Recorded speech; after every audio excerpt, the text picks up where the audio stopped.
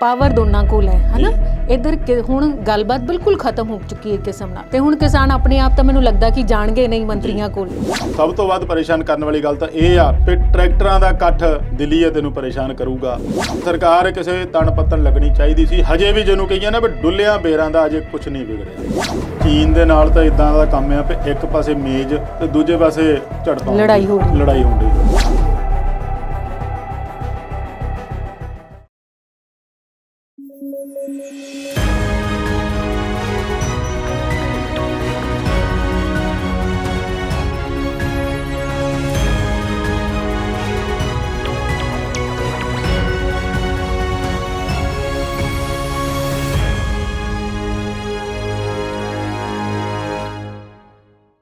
Punjabi national TV ਤੇ programme ਵਿਚਾਰ ਚਰਚਾ 'ਚ ਦਰਸ਼ਕਾਂ ਦਾ ਬਹੁਤ-ਬਹੁਤ ਸਵਾਗਤ ਕਰਦੇ ਹਾਂ। ਤੇ ਅੱਜ ਦੇ ਪ੍ਰੋਗਰਾਮ 'ਚ ਸਾਡੇ ਨਾਲ ਮਾਹਿਰ ਮਹਿਮਾਨ ਮੌਜੂਦ ਨੇ ਅਵਤਾਰ ਸਿੰਘ ਸ਼ੇਰਗਿੱਲ ਜੀ।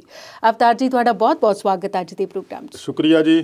ਤੇ ਅੱਜ ਦੇ ਪ੍ਰੋਗਰਾਮ 'ਚ ਮਾਹਿਰ ਮਹਿਮਾਨ ਨਾਲ ਜਿਨ੍ਹਾਂ ਵਿਚਾਰਾਂ ਤੇ ਚਰਚਾ ਕਰਨੀ ਹੈ, ਉਹਨਾਂ 'ਚ ਗੱਲਬਾਤ ਦਾ ਟੁੱਟਣ ਦਾ ਸਿਲਸਿਲਾ ਕਦੋਂ ਮੁੜ ਸ਼ੁਰੂ ਹੋਏਗਾ, ਇਹਦਾ ਇੰਤਜ਼ਾਰ ਕਿੰਨਾ ਲੰਬਾ ਹੋਰ, ਤੇ ਟਰੈਕਟਰ ਪਰੇਡ ਦੀ ਗੱਲਬਾਤ, ਕਦੀ ਪੁਲਿਸ ਦੀ ਹਾਂ ਕਦੀ ਨਾ, ਇਹ ਕੀ ਸਿਲਸਿਲਾ ਹੈ, ਇਹਦੇ ਬਾਰੇ ਲਵਾਂਗੇ ਅਵਤਾਰ ਜੀ ਕੋਲੋਂ ਜਵਾਬ।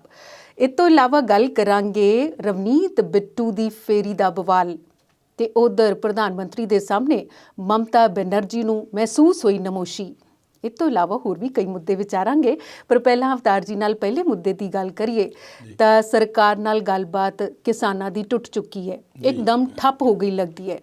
ਤੇ ਤੁਹਾਨੂੰ ਨਹੀਂ ਲੱਗਦਾ ਕਿ ਖੇਤੀ ਮੰਤਰੀ ਨੇ ਮੀਟਿੰਗ 'ਚ ਜਾਣ ਤੋਂ ਪਹਿਲਾਂ ਇਹ ਧਾਰ ਲਿਆ ਸੀ, ਫੈਸਲਾ ਕਰ ਲਿਆ ਸੀ ਕਿ ਅੱਜ ਦੀ ਗੱਲਬਾਤ ਦੇ ਵਿੱਚ ਬਸ ਇੰਨਾ ਹੀ ਕਹਿਣਾ ਹੈ, ਕਿਉਂਕਿ ਕਾਫੀ ਘੰਟੇ ਬੈਠਕ ਹੋਈ ਤੇ ਜਦੋਂ 15 ਤੋਂ 20 ਮਿੰਟ ਕਹਿੰਦੇ ਕਿਸਾਨਾਂ ਨਾਲ ਗੱਲਬਾਤ ਹੋਈ। ਜੀ ਬਿਲਕੁਲ, ਇਹ ਗੱਲਬਾਤ ਟੁੱਟਣੀ ਚਾਹੀਦੀ ਨਹੀਂ ਸੀ। ਪਹਿਲੀਆਂ ਜਿਹੜੀਆਂ 10 ਗੇੜ ਦੀਆਂ ਗੱਲਬਾਤਾਂ ਹੋਈਆਂ ਉਹ ਵੀ ਬੇਸਿੱਟਾ ਰਹੀਆਂ। ਹੁਣ ਜਿਹੜੀ ਗੱਲਬਾਤ ਹੋਈ ਆ ਉਸ ਤੋਂ ਬਾਅਦ ਇੱਕ ਕਿਸਮ ਨਾਲ ਖੜੋਤ ਹੀ ਆ ਗਈ, ਅਗਲੀ ਤਰੀਕ ਦਿੱਤੀ ਨਹੀਂ। ਅਮੂਮਨ ਇੱਦਾਂ ਹੁੰਦਾ ਹੈ ਵੀ ਜਦੋਂ ਗੱਲਬਾਤ ਖਤਮ ਹੋਣ ਲੱਗਦੀ ਆ ਤਾਂ ਫਿਰ ਸਰਕਾਰ ਵੱਲੋਂ ਕਹਿ ਦਿੱਤਾ ਜਾਂਦਾ ਵੀ 2 ਦਿਨ ਬਾਅਦ ਫਿਰ ਆਇਓ, ਆਹ ਤਿਆਰੀ ਕਰਕੇ ਆਇਓ, ਜਾਂ ਕਲਾਸ ਲੈ ਕੇ ਆਇਓ, ਜਾਂ ਇਹਦੇ ਬਾਰੇ ਗੱਲ ਕਰਾਂਗੇ, MSP ਬਾਰੇ ਗੱਲ ਕਰਾਂਗੇ।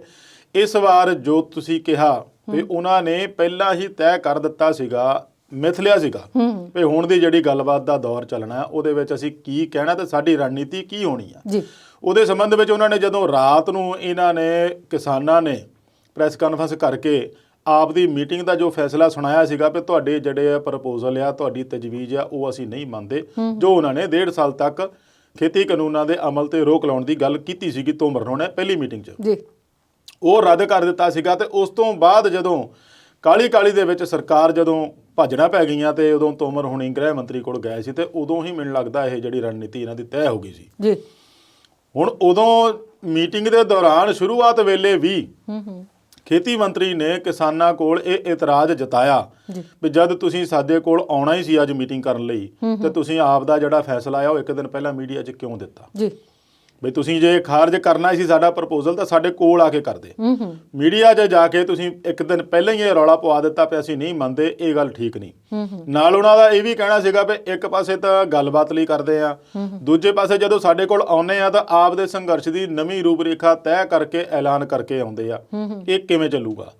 ਸਰਕਾਰ ਦਾ ਤਾਂ ਰਵੱਈਆ ਪਤਾ ਹੀ ਸੀਗਾ ਵੀ ਪਹਿਲਾਂ ਤੋਂ ਇਹ ਨਹੀਂ ਮੰਨਣ ਵਾਲੀ ਆ, ਜਿਵੇਂ ਉਹ ਪਹਿਲਾਂ ਤੋਂ ਸ਼ੁਰੂ ਤੋਂ ਹੀ ਰੱਖਿਆ ਹੋਇਆ ਵੀ ਕਾਨੂੰਨ ਵਾਪਸ ਤਾਂ ਹੋਣੇ ਨਹੀਂ ਨਾ। ਉਹਦੇ ਤੋਂ ਇਲਾਵਾ ਕੋਈ ਹੋਰ ਕਿਸਾਨ ਬਦਲ ਦੇਣ, ਕੋਈ ਹੋਰ ਆਪਸ਼ਨ ਦੇਣ ਤਾਂ ਉਹਦੇ ਲਈ ਵਿਚਾਰ ਕੀਤਾ ਜਾ ਸਕਦਾ। ਤੇ ਕਿਸਾਨਾਂ ਦਾ ਵੀ ਇਹੀ ਆ ਵੀ ਸ਼ੁਰੂ ਤੋਂ ਲੈ ਕੇ ਐਂਡ ਤੱਕ ਹੁਣ ਤੱਕ ਵੀ ਇੱਕੋ ਹੀ ਮਨਸ਼ਾ ਰਿਹਾ ਵੀ ਅਸੀਂ ਕਾਨੂੰਨ ਵਾਪਸੀ ਤੋਂ ਹੇਠਾਂ ਸਾਨੂੰ ਕੁਝ ਵੀ ਮਨਜ਼ੂਰ ਨਹੀਂ। ਤੇ ਜਦੋਂ ਹੁਣ ਦੋਨੇ ਧਿਰਾਂ ਅੜ ਗਈਆਂ, ਕਿਸਾਨ ਆਪਣੇ ਸਟੈਂਡ ਤੇ ਕਾਇਮ ਆ, ਤੇ ਸਰਕਾਰ ਕਦੇ ਰੋਕ ਲਾਉਣ ਦੀ ਗੱਲ ਕਰਦੀ ਆ, ਕਦੇ MSP ਬਾਰੇ ਗੱਲ ਕਰਦੀ ਆ, ਕਦੇ ਕਹਿੰਦੀ ਆ ਵੀ ਨਹੀਂ ਤੁਸੀਂ ਇਹਦੇ ਥਾਂ ਤੇ ਹੋਰ ਵਿਕਲਪ ਦਿਓ। ਉਹਨਾਂ ਦਾ ਸਟੈਂਡ ਵੀ ਕਿਤੇ ਇੱਕ ਥਾਂ ਟਿਕਿਆ ਰਿਹਾ ਲੱਗਦਾ ਨਹੀਂ। ਪਰ ਗੱਲਬਾਤ ਚੱਲਦੀ ਰਹਿਣੀ ਚਾਹੀਦੀ ਸੀਗੀ। ਇਹ ਬੜੀ ਵੱਡੀ ਮੰਦਭਾਗੀ ਆਪਾਂ ਕਵਾਂਗੇ ਇਹਨੂੰ ਵੀ ਜਿੱਥੇ 10 ਗੇੜਾਂ ਦੀ ਗੱਲਬਾਤ ਚੱਲੀ ਆ, ਉੱਥੇ ਇਹ ਤਾਂ ਅਗਲਾ ਗੇੜ ਵੀ ਜੇ ਚੱਲਦਾ ਰਹਿੰਦਾ ਤੇ ਚੰਗਾ ਸੀ, ਕਿਉਂਕਿ ਆਪਾਂ ਹਮੇਸ਼ਾ ਹੀ ਗੱਲ ਕਰਦੇ ਆ ਕਿਸੇ ਵੀ ਮਸਲੇ ਦਾ ਹੱਲ ਜਿਹੜਾ ਉਹ ਗੱਲਬਾਤ ਰਾਹੀਂ ਹੀ ਹੋ ਸਕਦਾ। ਬੇਸ਼ੱਕ ਉਹਦੇ ਵਿੱਚ ਕੋਈ ਸਿੱਟਾ ਨਿਕਲੇ ਚਾਹੇ ਨਾ ਨਿਕਲੇ। ਹੁਣ ਅਗਲੀ ਗੱਲ ਜਿਹੜੀ ਤੁਸੀਂ ਕੀਤੀ ਆ ਬਈ 5-6 ਘੰਟੇ ਮੀਟਿੰਗ ਦਾ ਸਮਾਂ ਸੀਗਾ, ਕੇਵਲ ਸਮਾਂ ਸੀ। ਗੱਲਬਾਤ ਜਿਹੜੀ ਹੋਈ ਆ, ਜਿਹੜੇ ਆਮੋ ਸਾਹਮਣੇ ਮੇਜ਼ ਤੇ ਬੈਠੇ ਆ, ਉਹ ਬਿਲਕੁਲ ਨਾ ਮਾਤਰ ਕਹਿ ਲਈਏ ਤਾਂ 15-20 ਮਿੰਟ ਹੁੰਦੇ ਆ। ਸ਼ੁਰੂਆਤ 'ਚ ਆਏ ਆ, ਇਤਰਾਜ਼ ਜਤਾਤਾ, ਮੁੜ ਕੇ ਉੱਠ ਕੇ ਚਲੇ ਗਏ। ਕਹਿਤਾ ਵੀ ਤੁਸੀਂ ਇਹਦੇ ਤੇ ਪ੍ਰਪੋਜ਼ਲ ਤੇ ਦੁਬਾਰਾ ਵਿਚਾਰ ਕਰੋ, ਤੁਸੀਂ ਵੀ ਸੋਚ ਲਓ, ਅਸੀਂ ਵੀ ਸੋਚ ਲੈਂਦੇ ਆ। ਇੱਕ ਪਾਸੇ ਉਹ ਮੰਤਰੀਆਂ ਨਾਲ ਮੰਥਨ ਕਰਨ ਆਪਣੇ ਕਮਰੇ 'ਚ ਵੜ ਗਏ, ਇਧਰ ਕਿਸਾਨ ਆਪਣੇ ਕਰਦੇ ਰਹੇ। 3 ਘੰਟੇ ਇਹਨਾਂ ਨੂੰ ਬਿਠਾਈ ਰੱਖਿਆ। ਉਹਦੇ ਵਿੱਚ ਕਿਸਾਨਾਂ ਨੇ ਵੀ ਮਹਿਸੂਸ ਕੀਤਾ ਵੀ ਸਾਨੂੰ ਇਹਨਾਂ ਨੇ ਬੁਲਾ ਕੇ ਅੱਜ ਬੇਇੱਜ਼ਤ ਕੀਤਾ, ਸਾਡੀ ਇਹਨਾਂ ਨੇ ਇਸ ਤਰੀਕੇ ਨਾਲ, ਜਿਹਨੂੰ ਕਹਿ ਦਿੰਦੇ ਪੰਜਾਬੀ ਭਾਸ਼ਾ ਦੇ ਵਿੱਚ ਵੀ ਕੁੱਤੇ ਖਾਣੀ ਕੀਤੀ ਆ। ਵੀ 3 ਘੰਟੇ ਇੱਕ ਪਾਸੇ ਬਿਠਾਈ ਰੱਖਿਆ ਤੇ ਆਪ ਆਏ ਨਹੀਂ। ਫਿਰ ਉੱਥੇ ਜਿਹੜੇ ਸੰਜੇ ਅਗਰਵਾਲ ਆ, ਜਿਹੜੇ ਖੇਤੀਬਾੜੀ ਮਹਿਕਮੇ ਦੇ ਸਕੱਤਰ ਆ, ਉਹਨਾਂ ਨਾਲ ਇਹ ਕਰਦੇ ਰਹੇ ਵੀ ਮੀਟਿੰਗ ਕਰਨੀ ਅਸੀਂ ਤਾਂ ਆ ਕੇ ਬੈਠੇ ਆ। ਉਹ ਇਹਨਾਂ ਨੂੰ ਰੋਕਦਾ ਰਿਹਾ ਬਾਰ-ਬਾਰ, ਨਹੀਂ ਸਰ ਆਉਣ ਵਾਲੇ ਆ, ਨਹੀਂ ਸਰ ਆਉਣ ਵਾਲੇ ਆ। ਆਏ ਕੀ ਆ, ਆਉਂਦੇ 5 ਮਿੰਟ ਦੇ ਵਿੱਚ, 5 ਮਿੰਟ ਵੀ ਨਹੀਂ, 2-3 ਮਿੰਟ ਵਿੱਚ ਹੀ ਉਹਨਾਂ ਨੇ ਕਿਹਾ ਵੀ ਸਾਡੇ ਕੋਲ ਇਸ ਤੋਂ ਬਿਹਤਰ ਹੋਰ ਕੋਈ ਚਾਰਾ ਹੈ ਨਹੀਂ, ਤੁਹਾਨੂੰ ਦੇਣ ਲਈ ਇਸ ਤੋਂ ਵਧੀਆ ਹੋਰ ਕੋਈ ਆਪਸ਼ਨ ਹੈ ਨਹੀਂ, ਤੁਸੀਂ ਇਹਦੇ ਤੇ ਵਿਚਾਰ ਕਰਨੀ ਤਾਂ ਅਗਲੀ ਮੀਟਿੰਗ ਲਈ ਤੈਅ ਕਰਕੇ ਆ ਜਾਇਓ, ਨਹੀਂ ਤਾਂ ਸਾਡੇ ਵੱਲੋਂ ਬਸ ਆ, ਇਸ ਤੋਂ ਵੱਧ ਹੋਰ ਨਹੀਂ, ਕੋਈ ਕੁਝ ਨਹੀਂ ਕਰ ਸਕਦੇ। ਸੋ ਇਹਦੇ 'ਚ ਸਵਾਲ ਹੋਰ ਵੀ ਉੱਠਦਾ ਆ, ਮੈਂ ਪਹਿਲਾਂ ਵੀ ਕਿਹਾ ਸੀ ਵੀ ਸੁਪਰੀਮ ਕੋਰਟ ਤਾਂ ਆਲਰੇਡੀ ਇਹਦੇ ਤੇ ਅਗਲੇ ਹੁਕਮਾਂ ਤੱਕ ਰੋਕ ਲਾ ਚੁੱਕੀ ਆ, ਤੇ ਸਰਕਾਰ ਹੁਣ 1.5 ਸਾਲ ਦੀ ਗੱਲ ਕਰਦੀ ਆ। ਹੋ ਸਕਦਾ ਉਹਦੇ ਵਿੱਚ ਕਿਸਾਨ 1.5 ਤੋਂ 3 ਵੀ ਕਰਾ ਲੈਂਦੇ, 3 ਤੋਂ 4 ਵੀ ਕਰਾ ਲੈਂਦੇ ਆ। ਹੁਣ ਸਵਾਲ ਕਈਆਂ ਨੇ ਕਿਸਾਨ ਜਥੇਬੰਦੀਆਂ ਤੇ ਵੀ ਉਠਾਏ ਆ ਵੀ ਤੁਹਾਨੂੰ ਇਹ ਪ੍ਰਪੋਜ਼ਲ ਜੇ ਦਿੱਤੀ ਸੀ ਤੇ ਇਹਦੇ ਤੇ ਵਿਚਾਰ ਕਰ ਲੈਣੀ ਚਾਹੀਦੀ ਸੀਗੀ। ਤੇ ਇਹ ਵੀ ਗੱਲ ਅੰਦਰੋਂ ਨਿਕਲ ਕੇ ਆਈ ਆ ਵੀ ਜਦੋਂ ਇਹਨਾਂ ਕਿਸਾਨ ਜਥੇਬੰਦੀਆਂ ਦੀ ਜਿਹੜੀ ਸੰਯੁਕਤ ਮੋਰਚੇ ਦੀ ਮੀਟਿੰਗ ਹੋਈ ਆ, ਜਾਂ ਉਸ ਤੋਂ ਪਹਿਲਾਂ ਪੰਜਾਬ ਦੀਆਂ 31-32 ਜਥੇਬੰਦੀਆਂ ਦੀ ਮੀਟਿੰਗ ਹੋਈ ਆ, ਉਹਦੇ ਵਿੱਚੋਂ ਅੱਧੇ ਤੋਂ ਵੱਧ ਤਾਂ ਇਹਦੇ ਖਿਲਾਫ ਸੀ ਇਸ ਪ੍ਰਪੋਜ਼ਲ ਦੇ, ਤੇ ਅੱਧੇ ਤੋਂ ਘੱਟ ਜਿਹੜੇ ਆ ਉਹ ਅਨੁਪਾਤ ਲਾ ਲਈਏ ਤਾਂ 2-1 ਦਾ, ਤੇ ਬਹੁਮਤ ਉਧਰ ਹੀ ਸੀਗਾ ਵੀ ਅਸੀਂ ਪ੍ਰਪੋਜ਼ਲ ਨਹੀਂ ਮੰਨਣੀ। ਪਰ ਕਈ ਜਿਹੜੀਆਂ ਜਥੇਬੰਦੀਆਂ ਸੀਗੀਆਂ, ਮੇਰੇ ਖਿਆਲ 13-14 ਦੇ ਕਰੀਬ ਆਗੂ ਸੀ ਜਥੇਬੰਦੀਆਂ ਦੇ, ਜਿਹੜੇ ਇਸ ਗੱਲ ਨੂੰ ਰਾਜੀ ਮੰਨਣ ਨੂੰ ਤਿਆਰ ਸੀਗੇ ਵੀ ਇਸ ਪ੍ਰਪੋਜ਼ਲ ਤੇ ਵਿਚਾਰ ਕਰ ਲੈਣੀ ਚਾਹੀਦੀ ਆ। ਪਰ ਜਦੋਂ ਉਹ ਹਾਵੀ ਹੋ ਗਏ, 17-18 ਉਧਰ ਹੋ ਗਈਆਂ ਪਈ, ਨਹੀਂ ਬਿਲਕੁਲ ਨਹੀਂ, ਅਸੀਂ ਤਾਂ ਕਾਨੂੰਨ ਵਾਪਸੀ ਤੋਂ ਬਿਨਾਂ ਕੋਈ ਗੱਲ ਨਹੀਂ ਕਰਨੀ, ਫਿਰ ਹੀ ਉਹਨਾਂ ਨੇ ਇਹ ਫੈਸਲਾ ਕੀਤਾ। ਤੇ ਉਹਦੇ ਤੋਂ ਹੀ ਖਿਜੀ ਹੋਈ ਸਰਕਾਰ ਨੇ ਵੀ ਇਹਨਾਂ ਨੇ ਆਪ ਦਾ ਫੈਸਲਾ ਉੱਥੇ ਹੀ ਕਰਕੇ ਆ ਗਏ, ਜੇ ਕਰ ਲਿਆ ਸੀਗਾ ਤਾਂ ਆ ਕੇ ਸਾਨੂੰ ਦੱਸ ਦੇ। ਉਹਦੇ ਤੋਂ ਵੀ ਸਰਕਾਰ ਨੂੰ ਖਿਜ ਚੜੀ ਸੀਗੀ, ਪਰ ਸਰਕਾਰ ਕਿਸੇ ਤਣ ਪੱਤਣ ਲੱਗਣੀ ਚਾਹੀਦੀ ਸੀ। ਹਜੇ ਵੀ ਜਿਹਨੂੰ ਕਹੀਏ ਨਾ ਵੀ ਡੁੱਲਿਆਂ ਬੇਰਾਂ ਦਾ ਅਜੇ ਕੁਝ ਨਹੀਂ ਵਿਗੜਿਆ, ਸਰਕਾਰ ਦੇ ਹੱਥ ਹੀ ਆ ਸਾਰੀ ਗੇਂਦ।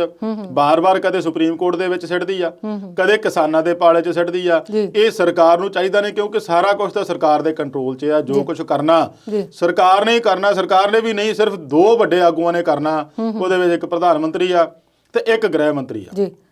ਜੇ ਤੁਹਾਡੇ ਹੱਥ 'ਚ ਸਭ ਕੁਝ ਹੈਗਾ ਤਾਂ ਫਿਰ ਤੁਹਾਨੂੰ ਬਾਰ-ਬਾਰ ਤੁਸੀਂ ਉਹਨਾਂ ਨੂੰ ਵਿਕਲਪ ਦੇਣ ਲਈ ਕਿਉਂ ਕਹੀ ਜਾਂਦੇ ਆ? ਨਹੀਂ ਅਵਤਾਰ ਜੀ, ਮੈਂ ਇੱਥੇ ਰੋਕਣਾ ਚਾਹੂੰਗੀ ਵੀ ਪਾਵਰ ਦੋਨਾਂ ਕੋਲ ਹੈ ਹਨਾ। ਇੱਧਰ ਹੁਣ ਗੱਲਬਾਤ ਬਿਲਕੁਲ ਖਤਮ ਹੋ ਚੁੱਕੀ ਹੈ ਇੱਕ ਕਿਸਮ ਨਾਲ, ਤੇ ਹੁਣ ਕਿਸਾਨ ਆਪਣੇ ਆਪ ਤਾਂ ਮੈਨੂੰ ਲੱਗਦਾ ਕਿ ਜਾਣਗੇ ਨਹੀਂ ਮੰਤਰੀਆਂ ਕੋਲ। ਤੇ ਕਿਆ ਮੰਤਰੀ ਇਹੋ ਜਿਹਾ ਐਲਾਨ ਕਰ ਸਕਦੇ ਜਾਂ ਕਹਿ ਦੇਣ ਵੀ ਆ ਜੋ ਅਸੀਂ ਗੱਲਬਾਤ ਕਰਨੀ ਹੈ, ਜਾਂ ਸਿੱਧਾ ਹੀ ਪ੍ਰਧਾਨ ਮੰਤਰੀ ਐਲਾਨ ਕਰ ਦੇਣ ਕੱਲ ਨੂੰ? ਕਿੰਨਾ ਚੰਗਾ ਹੋਏਗਾ। ਨਹੀਂ, ਇਹ ਤਾਂ ਫਿਰ ਸੋਨੇ ਤੇ ਸੁਹਾਗੇ ਵਾਲੀ ਗੱਲ ਹੋ ਜਾਣੀ ਜੇ ਤਾਂ ਇਦਾਂ ਕਰ ਦੇਣ ਤਾਂ। ਕਿਉਂਕਿ ਅੱਜ ਵੀ ਮੈਂ ਸਵੇਰੇ ਬਸਪਾ ਦੇ ਪ੍ਰਧਾਨ ਆ ਮਾਇਆਵਤੀ, ਉਹਨਾਂ ਦਾ ਵੀ ਟਵੀਟ ਮੈਂ ਪੜ੍ਹਿਆ। ਉਹਨਾਂ ਨੇ ਲਿਖਿਆ ਵੀ ਅੱਜ 25 ਆ ਤੇ ਕੱਲ 26 ਆ, ਬਈ ਜੇ ਟਰੈਕਟਰ ਪਰੇਡ ਕਿਸਾਨਾਂ ਦੀ ਅੱਬਲ ਕਿਤੇ ਨਿਕਲਣੀ ਆ ਤੇ ਇਹ ਨਵੀਂ ਪਿਰਤ ਪੈ ਜਾਣੀ ਆ।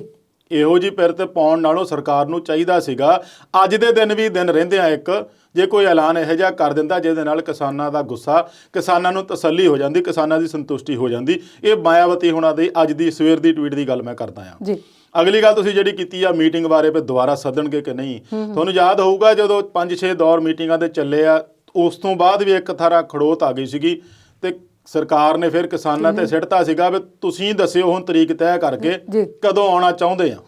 ਉਹ ਕਾਫੀ ਸਮਾਂ ਲੰਘ ਗਿਆ, ਕਿੰਨੇ ਦਿਨ ਲੰਘੇ ਸੀਗੇ। ਫਿਰ ਉਸ ਤੋਂ ਬਾਅਦ ਫਿਰ ਤਰੀਕ ਤੈਅ ਤਾਂ ਕੋਈ ਹੋਈ ਨਹੀਂ। ਫਿਰ ਕਿਸਾਨਾਂ ਵੱਲੋਂ ਹੀ ਕਿਹਾ ਗਿਆ ਵੀ ਅਸੀਂ ਵੀ ਆਹ ਪ੍ਰਪੋਜ਼ਲ, ਖੈਰ ਚਿੱਠੀ ਵੀ ਭੇਜੀ ਸੀ ਸਰਕਾਰ ਨੇ ਵੀ ਆਹ ਜਿਹੜੇ ਤੁਹਾਡੇ ਕੋਲ ਅਸੀਂ ਪੁਆਇੰਟ ਦਿੰਨੇ ਆ, ਇਹਦੇ ਤੇ ਵਿਚਾਰ ਕਰਕੇ ਦੱਸੋ ਤੇ ਤੁਸੀਂ ਆਪਦੀ ਤਰੀਕ ਮਿੱਥ ਕੇ ਸਾਨੂੰ ਦੱਸ ਦਿਓ, ਉਸ ਤਰੀਕ ਨੂੰ ਆਪਾਂ ਗੱਲ ਕਰ ਲਾਂਗੇ। ਉਹ ਉਹਨਾਂ ਨੇ ਬਿੰਦੂ ਸਾਰੇ ਵਿਚਾਰੇ, ਜਿੰਨੇ ਵੀ ਪੁਆਇੰਟ ਸੀਗੇ ਉਹ ਵੀ ਨਕਾਰ ਦਿੱਤੇ, ਤੇ ਨਾਲ ਤਰੀਕ ਜਿਹੜੀ ਆ ਉਹ ਕਿਸਾਨਾਂ ਨੇ ਦਿੱਤੀ ਸੀਗੀ ਕਿ ਅਸੀਂ ਇਸ ਮਿਤੀ ਨੂੰ ਤੁਹਾਡੇ ਕੋਲ ਆਉਣ ਲਈ ਤਿਆਰ ਆ, ਪਰ ਸਰਕਾਰ ਨੇ ਮੰਨੀ ਨਹੀਂ। ਉਹਨਾਂ ਨੇ ਕਿਸਾਨਾਂ ਦੀ ਮਿਤੀ ਫਿਰ ਨਹੀਂ ਮੰਨੀ, ਆਪਦੇ ਹਿਸਾਬ ਨਾਲ ਐਡਜਸਟ ਕਰਕੇ ਅਗਲੇ ਦਿਨ ਦੀ ਤਰੀਕ ਦਿੱਤੀ ਵੀ ਨਹੀਂ ਅਸੀਂ ਤਾਂ ਵੀ ਅਗਲੇ ਦਿਨ ਕਰਾਂਗੇ। ਸੋ ਕਿਸਾਨ ਹਰ ਤਰੀਕੇ ਨਾਲ ਉਹਨਾਂ ਨਾਲ ਗੱਲਬਾਤ ਲਈ ਕਦੇ ਵੀ ਟੁੱਟੇ ਨਹੀਂ, ਕਦੇ ਵੀ ਭੱਜੇ ਨਹੀਂ, ਕਦੇ ਵੀ ਪਿੱਛੇ ਨਹੀਂ ਹਟੇ। ਮਤਲਬ ਉਹ ਮਤਲਬ ਕਹਿੰਦੇ ਆ ਕਿ ਸਰਕਾਰ ਨੂੰ ਮੌਕਾ ਨਾ ਮਿਲੇ ਬਿਲਕੁਲ। ਕਿ ਅਸੀਂ ਗੱਲਬਾਤ ਲਈ ਸੱਦਿਆ ਸੀ ਤੇ ਸਾਡੇ ਕੋਲ ਪਹੁੰਚੇ। ਗੱਲ ਇਹੀ ਹੈ ਜੀ, ਇਸੇ ਕਰਕੇ ਉਹਨਾਂ ਨੇ ਉਦੋਂ ਚਲਾ ਕੇ ਦੇਖਿਆ ਸੀ ਕੰਮ ਪੈ ਅਸੀਂ ਕਿਸਾਨਾਂ ਤੇ ਸਿੱਟਦੇ ਆ ਵੀ ਇਹ ਸਾਨੂੰ ਤਰੀਕ ਦਿੰਦੇ ਕਿ ਨਹੀਂ ਦਿੰਦੇ, ਫਿਰ ਅਸੀਂ ਕਹਿ ਤੇ ਸਕਾਂਗੇ ਵੀ ਦੇਖੋ ਅਸੀਂ ਤਾਂ ਕਦੋਂ ਦੇ ਬੁਲਾਉਨੇ ਆ, ਇਹ ਨਹੀਂ ਹੁੰਦੇ। ਹੁਣ ਫਿਰ ਗੱਲ ਇੱਕ ਵਾਰੀ ਟੁੱਟ ਤਾਂ ਗਈ ਆ, ਸ਼ੁਰੂਆਤ ਫਿਰ ਵੀ ਸਰਕਾਰ ਵੱਲੋਂ ਹੀ ਹੋਣੀ ਆ ਜੀ, ਕਿਉਂਕਿ ਸਰਕਾਰ ਨੇ ਹੀ ਕਾਨੂੰਨ ਬਣਾਏ ਆ ਤਾਂ ਸਰਕਾਰ ਨੇ ਹੀ ਸੱਦਾ ਦੇਣਾ, ਭਾਈ ਅਸੀਂ ਦੱਸੋ ਤੁਹਾਡਾ ਨਿਪਟਾਰਾ ਕਿਵੇਂ ਕਰੀਏ। ਇਹ 'ਚ ਕੋਈ ਦੋ ਰਾਵਾਂ ਨਹੀਂ ਪਿਆ, ਇਸ ਵੇਲੇ ਸਰਕਾਰ ਵੀ ਬਹੁਤ ਪਰੇਸ਼ਾਨੀ ਦੇ ਵਿੱਚ ਆ। ਸਰਕਾਰ ਦੇ ਅੰਦਰੂਨੀ ਸੂਤਰਾਂ ਦੇ ਮੁਤਾਬਕ ਇਹ ਆ ਵੀ ਉਹਨਾਂ ਨੂੰ ਵੀ ਚੈਨ, ਬੇਸ਼ੱਕ ਉਹ ਦਿਖਾਵਾ ਨਹੀਂ ਕਰਦੇ ਪਰ ਅੰਦਰੋਂ ਤਾਂ ਪਰੇਸ਼ਾਨ ਹੋਊਗਾ ਨਾ ਵੀ ਐਡਾ ਵੱਡਾ ਜਿਹੜਾ ਇਕੱਠ ਆ ਦਿੱਲੀ ਦੀਆਂ ਬਰੂਹਾਂ ਤੇ ਆਇਆ ਔਰ ਕੱਲਾ ਇੱਕ ਪੰਜਾਬ ਦਾ ਨਹੀਂ ਰਹਿ ਗਿਆ, ਉਹ ਪੂਰੇ ਦੇਸ਼ ਦਾ, ਪੂਰੇ ਆਲਮ ਦਾ ਬਣ ਗਿਆ। ਜਿੱਥੇ ਵੀ ਜਾਂਦੇ ਆ ਭਾਜਪਾ ਦੇ ਆਗੂ, ਉੱਥੇ ਹੀ ਇਹਨਾਂ ਦਾ ਵਿਰੋਧ ਹੁੰਦਾ, ਉੱਥੇ ਹੀ ਕਿਸਾਨਾਂ ਦੀ ਚਰਚਾ ਹੁੰਦੀ ਆ। ਫਿਰ ਚਾਹੇ ਸ਼ਿਮਲੇ ਚੱਲ ਜਾਣ, ਚਾਹੇ ਮਨਾਲੀ ਚੱਲ ਜਾਣ, ਤੇ ਚਾਹੇ ਹਰਿਆਣੇ ਦੇ ਕਿਸੇ ਵੀ ਚੱਲ ਜਾਏ, ਯੂਪੀ ਚੱਲ ਜਾਏ, ਮੱਧ ਪ੍ਰਦੇਸ਼, ਰਾਜਸਥਾਨ, ਜਿੱਥੇ ਮਰਜ਼ੀ ਚਲੇ ਜਾਣ। ਨਵੀਂ ਗੱਲ ਤਾਂ ਇਹ ਵੀ ਆਈ ਆ ਵੀ ਅਮਿਤ ਸ਼ਾਹ ਹੋਣਾ ਦਾ ਸ਼ਿਮਲਾ ਦੌਰਾ ਸੀ, ਉਹ ਵੀ ਉਹਨਾਂ ਨੂੰ ਰੱਦ ਕਰਨਾ ਪਿਆ। ਉਹ ਵੀ ਕਿਤੇ ਨਾ ਕਿਤੇ ਤਾਂ ਉਹਨਾਂ ਨੂੰ ਇੱਕ ਇਨਪੁਟ ਮਿਲੀ ਹੋਊਗੀ ਨਾ ਵੀ ਉੱਥੇ ਵੀ ਤੁਹਾਡਾ ਇਸ ਤਰੀਕੇ ਨਾਲ ਵਿਰੋਧ ਹੋ ਸਕਦਾ ਹੈ। ਸੋ ਇਹ ਇਹਨਾਂ ਨੂੰ ਵੀ ਪਰੇਸ਼ਾਨ ਕਰਦੀ ਆ ਗੱਲ। ਪਰ ਜਦੋਂ ਸਭ ਤੋਂ ਵੱਧ ਪਰੇਸ਼ਾਨ ਕਰਨ ਵਾਲੀ ਗੱਲ ਤਾਂ ਇਹ ਆ ਵੀ ਟਰੈਕਟਰਾਂ ਦਾ ਇਕੱਠ ਦਿੱਲੀ ਹੈ ਤੈਨੂੰ ਪਰੇਸ਼ਾਨ ਕਰੂਗਾ, ਉਹ ਸਭ ਤੋਂ ਵੱਧ ਪਰੇਸ਼ਾਨ ਕਰਦਾ ਹੈ। ਆਪਾਂ ਬਿਲਕੁਲ ਟਰੈਕਟਰ ਪਰੇਡ ਦੀ ਗੱਲ ਵੱਲ ਆਵਾਂਗੇ, ਪਰ ਇਸ ਵੇਲੇ ਇਸ਼ਾਰਾ ਹੈ ਬ੍ਰੇਕ ਦਾ। ਜੀ,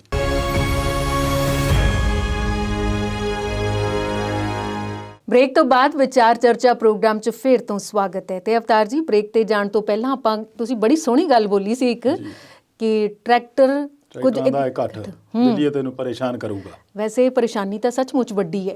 ਕੋਈ ਵੀ ਸੜਕ ਦੇਖ ਲਓ, ਉਹ ਟਰੈਕਟਰਾਂ ਨਾਲ ਹੀ ਭਰੀ ਹੈ। ਕੋਈ ਇੱਧਰ ਨੂੰ ਜਾ ਰਿਹਾ ਹੈ ਤੇ ਕੋਈ ਤਿਆਰੀ ਖਿੱਚ ਰਿਹਾ ਹੈ। ਆਲਮੋਸਟ ਤਿਆਰੀਆਂ ਪੂਰੀਆਂ ਨੇ। ਇਹ ਟਰੈਕਟਰ ਪਰੇਡ ਦੀ ਤਿਆਰੀ ਤਾਂ ਹੋ ਗਈ ਜੀ, ਪਰ ਪ੍ਰਸ਼ਾਸਨ ਤੇ ਪੁਲਿਸ ਜਿਹੜਾ ਹੈ ਕਦੀ ਹਾਂ ਤੇ ਕਦੀ ਨਾ ਵਾਲੀ ਬਾਤ ਪਾ ਰਿਹਾ ਜੀ। ਤੇ ਹੁਣ ਰੇੜਕਾ ਚੱਲ ਰਿਹਾ ਕਿ ਰੂਟ ਜਿਹੜੇ ਦਿੱਤੇ ਸੀ ਉਹ ਬਦਲਣ ਦੀ ਗੱਲ ਹੋ ਰਹੀ ਹੈ। ਇਹਦੇ ਬਾਰੇ ਦੱਸ ਦਿਓ। ਦੇਖੋ ਜੀ, ਇਸ ਵੇਲੇ ਤਾਂ ਹਰ ਰਾਹ ਜਿਹੜੇ ਆ ਉਹ ਦਿੱਲੀ ਵੱਲ ਨੂੰ ਹੀ ਆ ਤੁਰੇ ਹੋਆ ਜੀ। ਕਿਹੜਾ ਇਹੋ ਜਿਹਾ ਪਿੰਡ, ਕਸਬਾ, ਸ਼ਹਿਰ ਪੰਜਾਬ ਦਾ ਨਹੀਂ ਹੋਊਗਾ ਜੀ ਜਿੱਥੋਂ ਜੇ ਮੰਨ ਲਓ ਇੱਕ ਘਰ ਦੇ ਵਿੱਚ ਇੱਕ ਜੀ ਤਾਂ ਜ਼ਰੂਰ ਪਹੁੰਚਣਾ ਕਰਦਾ ਹੀ ਹੋਊਗਾ ਤੇ ਪਹੁੰਚਿਆ ਵੀ ਹੋਊਗਾ। ਕੋਈ ਸ਼ੱਕ ਨਹੀਂ ਇਹਦੇ 'ਚ। ਜਿਹਦੇ ਕੋਲ ਕਿਸੇ ਕੋਲ ਟਰੈਕਟਰ ਟਰਾਲੀ ਹੈਗਾ, ਜਿਹਦੇ ਕੋਲ ਨਹੀਂ ਹੈਗੀ, ਕੋਈ ਗੱਡੀ ਆ, ਸਕੂਟਰ, ਮੋਟਰਸਾਈਕਲ, ਮਤਲਬ ਹਰ ਤਰੀਕੇ ਨਾਲ ਇਸ ਵੇਲੇ ਉਹ ਇਸ ਸਦੀ ਦੇ ਮਹਾਕੁੰਭ ਦੇ ਵਿੱਚ ਆਪਦੀ ਹਾਜ਼ਰੀ ਲਵਾਉਣ ਨੂੰ ਹਰ ਬੰਦਾ ਤਿਆਰ ਆ ਔਰ ਉਹ ਪੂਰੀ ਤਰ੍ਹਾਂ ਨੀਝ ਨਾਲ ਉੱਥੇ ਜਾਣ ਨੂੰ ਕਾਹਲਾ ਵੀ ਆ। ਪਹੁੰਚ ਵੀ ਰਿਹਾ, ਵੱਡੀ ਗਿਣਤੀ 'ਚ ਪਹੁੰਚ ਵੀ ਗਏ। ਜੇ ਦੇਖੀਏ ਤਾਂ ਆਪਾਂ ਉੱਥੇ ਹਰ ਪਾਸੇ ਟਰੈਕਟਰ ਹੀ ਟਰੈਕਟਰ ਨਜ਼ਰ ਆਉਂਦੇ ਆ। ਹੁਣ ਇਹਦੇ ਵਿੱਚ ਤਿਆਰੀਆਂ ਤਾਂ ਬਹੁਤ ਵਧੀਆ ਤਰੀਕੇ ਨਾਲ ਸਾਰੀਆਂ ਹੀ ਹੋ ਗਈਆਂ ਕਿਉਂਕਿ ਦਿਨ ਤਾਂ ਇੱਕੋ ਹੀ ਰਹਿ ਗਿਆ। ਪਰ ਜਿਹੜੀ ਸਭ ਤੋਂ ਵੱਡੀ ਗੱਲ ਆ ਕਿਸਾਨ ਆਗੂਆਂ ਨੂੰ, ਉਹ ਇਸ ਰੈਲੀ ਦੀ ਤਿਆਰੀਆਂ ਨੂੰ ਲੈ ਕੇ ਨਹੀਂ, ਸਗੋਂ ਇਸ ਨੂੰ ਮੈਨੇਜ ਕਰਨ ਦੀ ਚਿੰਤਾ ਨੂੰ ਲੈ ਕੇ ਆ। ਉਹਨਾਂ ਦੇ ਵਿੱਚ ਇਹ ਚਿੰਤਾ ਆ ਵੀ ਇਹੋ ਐਡੇ ਵੱਡੇ ਇਕੱਠ ਨੂੰ ਮੈਨੇਜ ਕਿਵੇਂ ਕਰਨਾ, ਸੰਭਾਲਣਾ ਕਿਵੇਂ ਕਰਨਾ। ਇਹ ਸੁਭਾਵਿਕ ਹੀ ਆ ਕਿਉਂਕਿ ਇੰਨਾ ਵੱਡਾ ਇਕੱਠ ਸੰਭਾਲਣਾ ਕੋਈ ਖਾਲਾ ਜੀ ਦਾ ਵਾੜਾ ਨਹੀਂ ਹੈਗਾ। ਸੋ ਉਹਨਾਂ ਦੀ ਵਾਰ-ਵਾਰ ਅਪੀਲਾਂ ਇਹੀ ਆ, ਅਨੁਸ਼ਾਸਨ 'ਚ ਰਹਿਣਾ, ਜ਼ਾਬਤੇ 'ਚ ਰਹਿਣਾ, ਜੋ ਮਰਜ਼ੀ ਹੋ ਜਾਏ, ਭੜਕਾਊ ਭਾਸ਼ਣ, ਭੜਕਾਊ ਗੱਲਾਂ, ਭੜਕਾਊ ਨਾਅਰੇਬਾਜ਼ੀ ਨਹੀਂ ਕਰਨੀਆਂ। ਇੱਥੋਂ ਤੱਕ ਕਿ ਬਲਬੀਰ ਸਿੰਘ ਰਾਜੇਵਾਲ ਹੋਣਾ ਦੀ ਮੈਂ ਸੁਣਦਾ ਸੀ, ਉਹਨਾਂ ਨੇ ਤਾਂ ਇੱਥੋਂ ਤੱਕ ਕਹਿ ਦਿੱਤਾ ਵੀ ਟਰੈਕਟਰ ਦੇ ਉੱਤੇ ਜਿਹਨੂੰ ਵੀ ਤੁਸੀਂ ਬਿਠਾਓਗੇ ਉਹ ਤੁਹਾਨੂੰ ਜਾਣਦਾ ਹੋਵੇ। ਬਿਲਕੁਲ ਬਿਨਾਂ ਜਾਣੇ ਬਿਨਾਂ ਅਣਜਾਣੇ ਬੰਦੇ ਨੂੰ ਤੁਸੀਂ ਉੱਤੇ ਟਰੈਕਟਰ ਤੇ ਨਹੀਂ ਬਿਠਾਉਣਾ। ਜੇ ਕੋਈ ਇਹੋ ਜਿਹਾ ਬੰਦਾ ਬਹਿ ਗਿਆ ਤਾਂ ਉਹ ਟਰੈਕਟਰ ਚਲਾਉਣ ਵਾਲਾ ਖੁਦ ਜ਼ਿੰਮੇਵਾਰ ਹੋਊਗਾ। ਸੋ ਇਹ ਬਹੁਤ ਫੂਕ ਕੇ ਕਦਮ ਰੱਖਣ ਵਾਲੀ ਗੱਲ ਆ। ਕਿਉਂਕਿ ਸਰਕਾਰ ਤਾਂ ਚਾਹੁੰਦੀ ਆ, ਸਰਕਾਰ ਤਾਂ ਪਹਿਲੇ ਦਿਨ ਤੋਂ ਇਹ ਚਾਹੁੰਦੀ ਸੀ ਵੀ ਇਹਨਾਂ ਦੀ ਮਾੜੀ ਜੀ ਕੁਤਾਹੀ ਕਿਤੇ ਸਾਨੂੰ ਲੱਭੇ ਤਾਂ ਅਸੀਂ ਉਸ ਵੇਲੇ ਇਹਨਾਂ ਤੇ ਸ਼ਿਕੰਜਾ ਕੱਸੀਏ।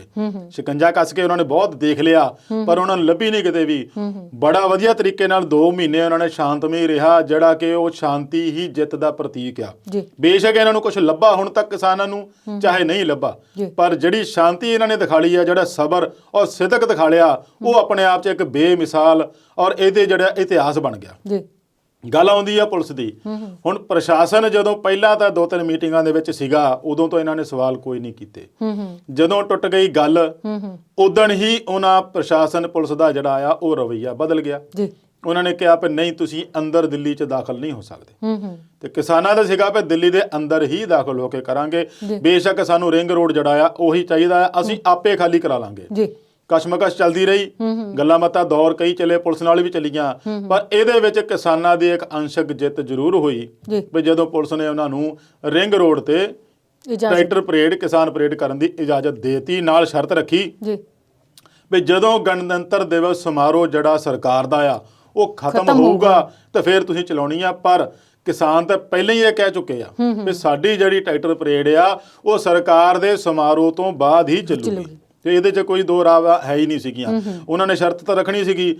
ਅਗਲੇ ਦਿਨ ਪ੍ਰਵਾਨਗੀ ਤੋਂ ਫੇਰ ਗੱਲ ਆਉਂਦੀ ਆ ਵੀ ਨਹੀਂ ਜੀ ਅਸੀਂ ਤਾਂ ਤੁਹਾਨੂੰ 3 ਰੂਟ ਹੀ ਦੇਵਾਂਗੇ, 3 ਥਾਵਾਂ ਤੋਂ ਹੀ ਅੰਦਰ ਆਉਣ ਦੀ ਆਗਿਆ ਦੇਵਾਂਗੇ। ਜੀ ਹੁਣ ਕਿਸਾਨ ਤਾਂ ਬੈਠੇ ਉਹਦੇ 5-6 ਟਿਕਾਣਿਆਂ ਤੇ 5-6 ਥਾਵਾਂ ਬਾਰਡਰਾਂ ਤੇ, ਸਿੰਘੂ ਬਾਰਡਰ ਹੋ ਗਿਆ, ਗਾਜ਼ੀਪੁਰ ਹੋ ਗਿਆ, ਟਿਕਰੀ ਬਾਰਡਰ ਹੋ ਗਿਆ, ਪਲਵਲ ਹੋ ਗਿਆ, ਇਹਨਾਂ ਥਾਵਾਂ ਤੇ ਤਾਂ ਬੈਠੇ ਹੋਆ। ਇਹਨਾਂ ਨੇ ਤਾਂ ਸਾਰਿਆਂ ਥਾਵਾਂ ਤੋਂ ਤੁਰਨਾ ਸੀ ਦਿੱਲੀ ਵੱਲ ਨੂੰ, ਪਰ ਪੁਲਿਸ ਨੇ ਸਿਰਫ 3 ਥਾਵਾਂ ਤੋਂ ਦਿੱਤੀ ਆ ਵੀ ਤੁਸੀਂ ਜੇ ਸਿੰਘੂ ਬਾਰਡਰ ਤੋਂ ਜਾਣਾ ਤਾਂ 56 ਕਿਲੋਮੀਟਰ ਦਾ ਦੇਤਾ ਰੂਟ, ਟਿਕਰੀ ਬਾਰਡਰ ਤੋਂ ਜਾਣਾ ਤਾਂ 66 ਕਿਲੋਮੀਟਰ ਦਾ ਦੇਤਾ ਰੂਟ, ਗਾਜ਼ੀਪੁਰ ਬਾਰਡਰ ਤੋਂ ਜਾਣਾ ਤਾਂ 62 ਕਿਲੋਮੀਟਰ ਦਾ ਰੂਟ ਦੇਤਾ। ਇਹ 3 ਰੂਟ ਦਿੱਤੇ ਉਹਨਾਂ ਨੂੰ, ਪਰ ਉਹਦੇ ਤੇ ਵੀ ਕਿਸਾਨਾਂ ਦੀ ਅਸਹਿਮਤੀ ਰਹੀ। ਫਿਲਹਾਲ ਅੱਜ ਦਾ ਦਿਨ ਹੋਰ ਚੱਲਦਾ ਪਿਆ, ਕਸ਼ਮਕਸ਼ ਚੱਲਣੀ ਆ, ਮੀਟਿੰਗਾਂ ਦਾ ਦੌਰ ਚੱਲਣਾ ਆ।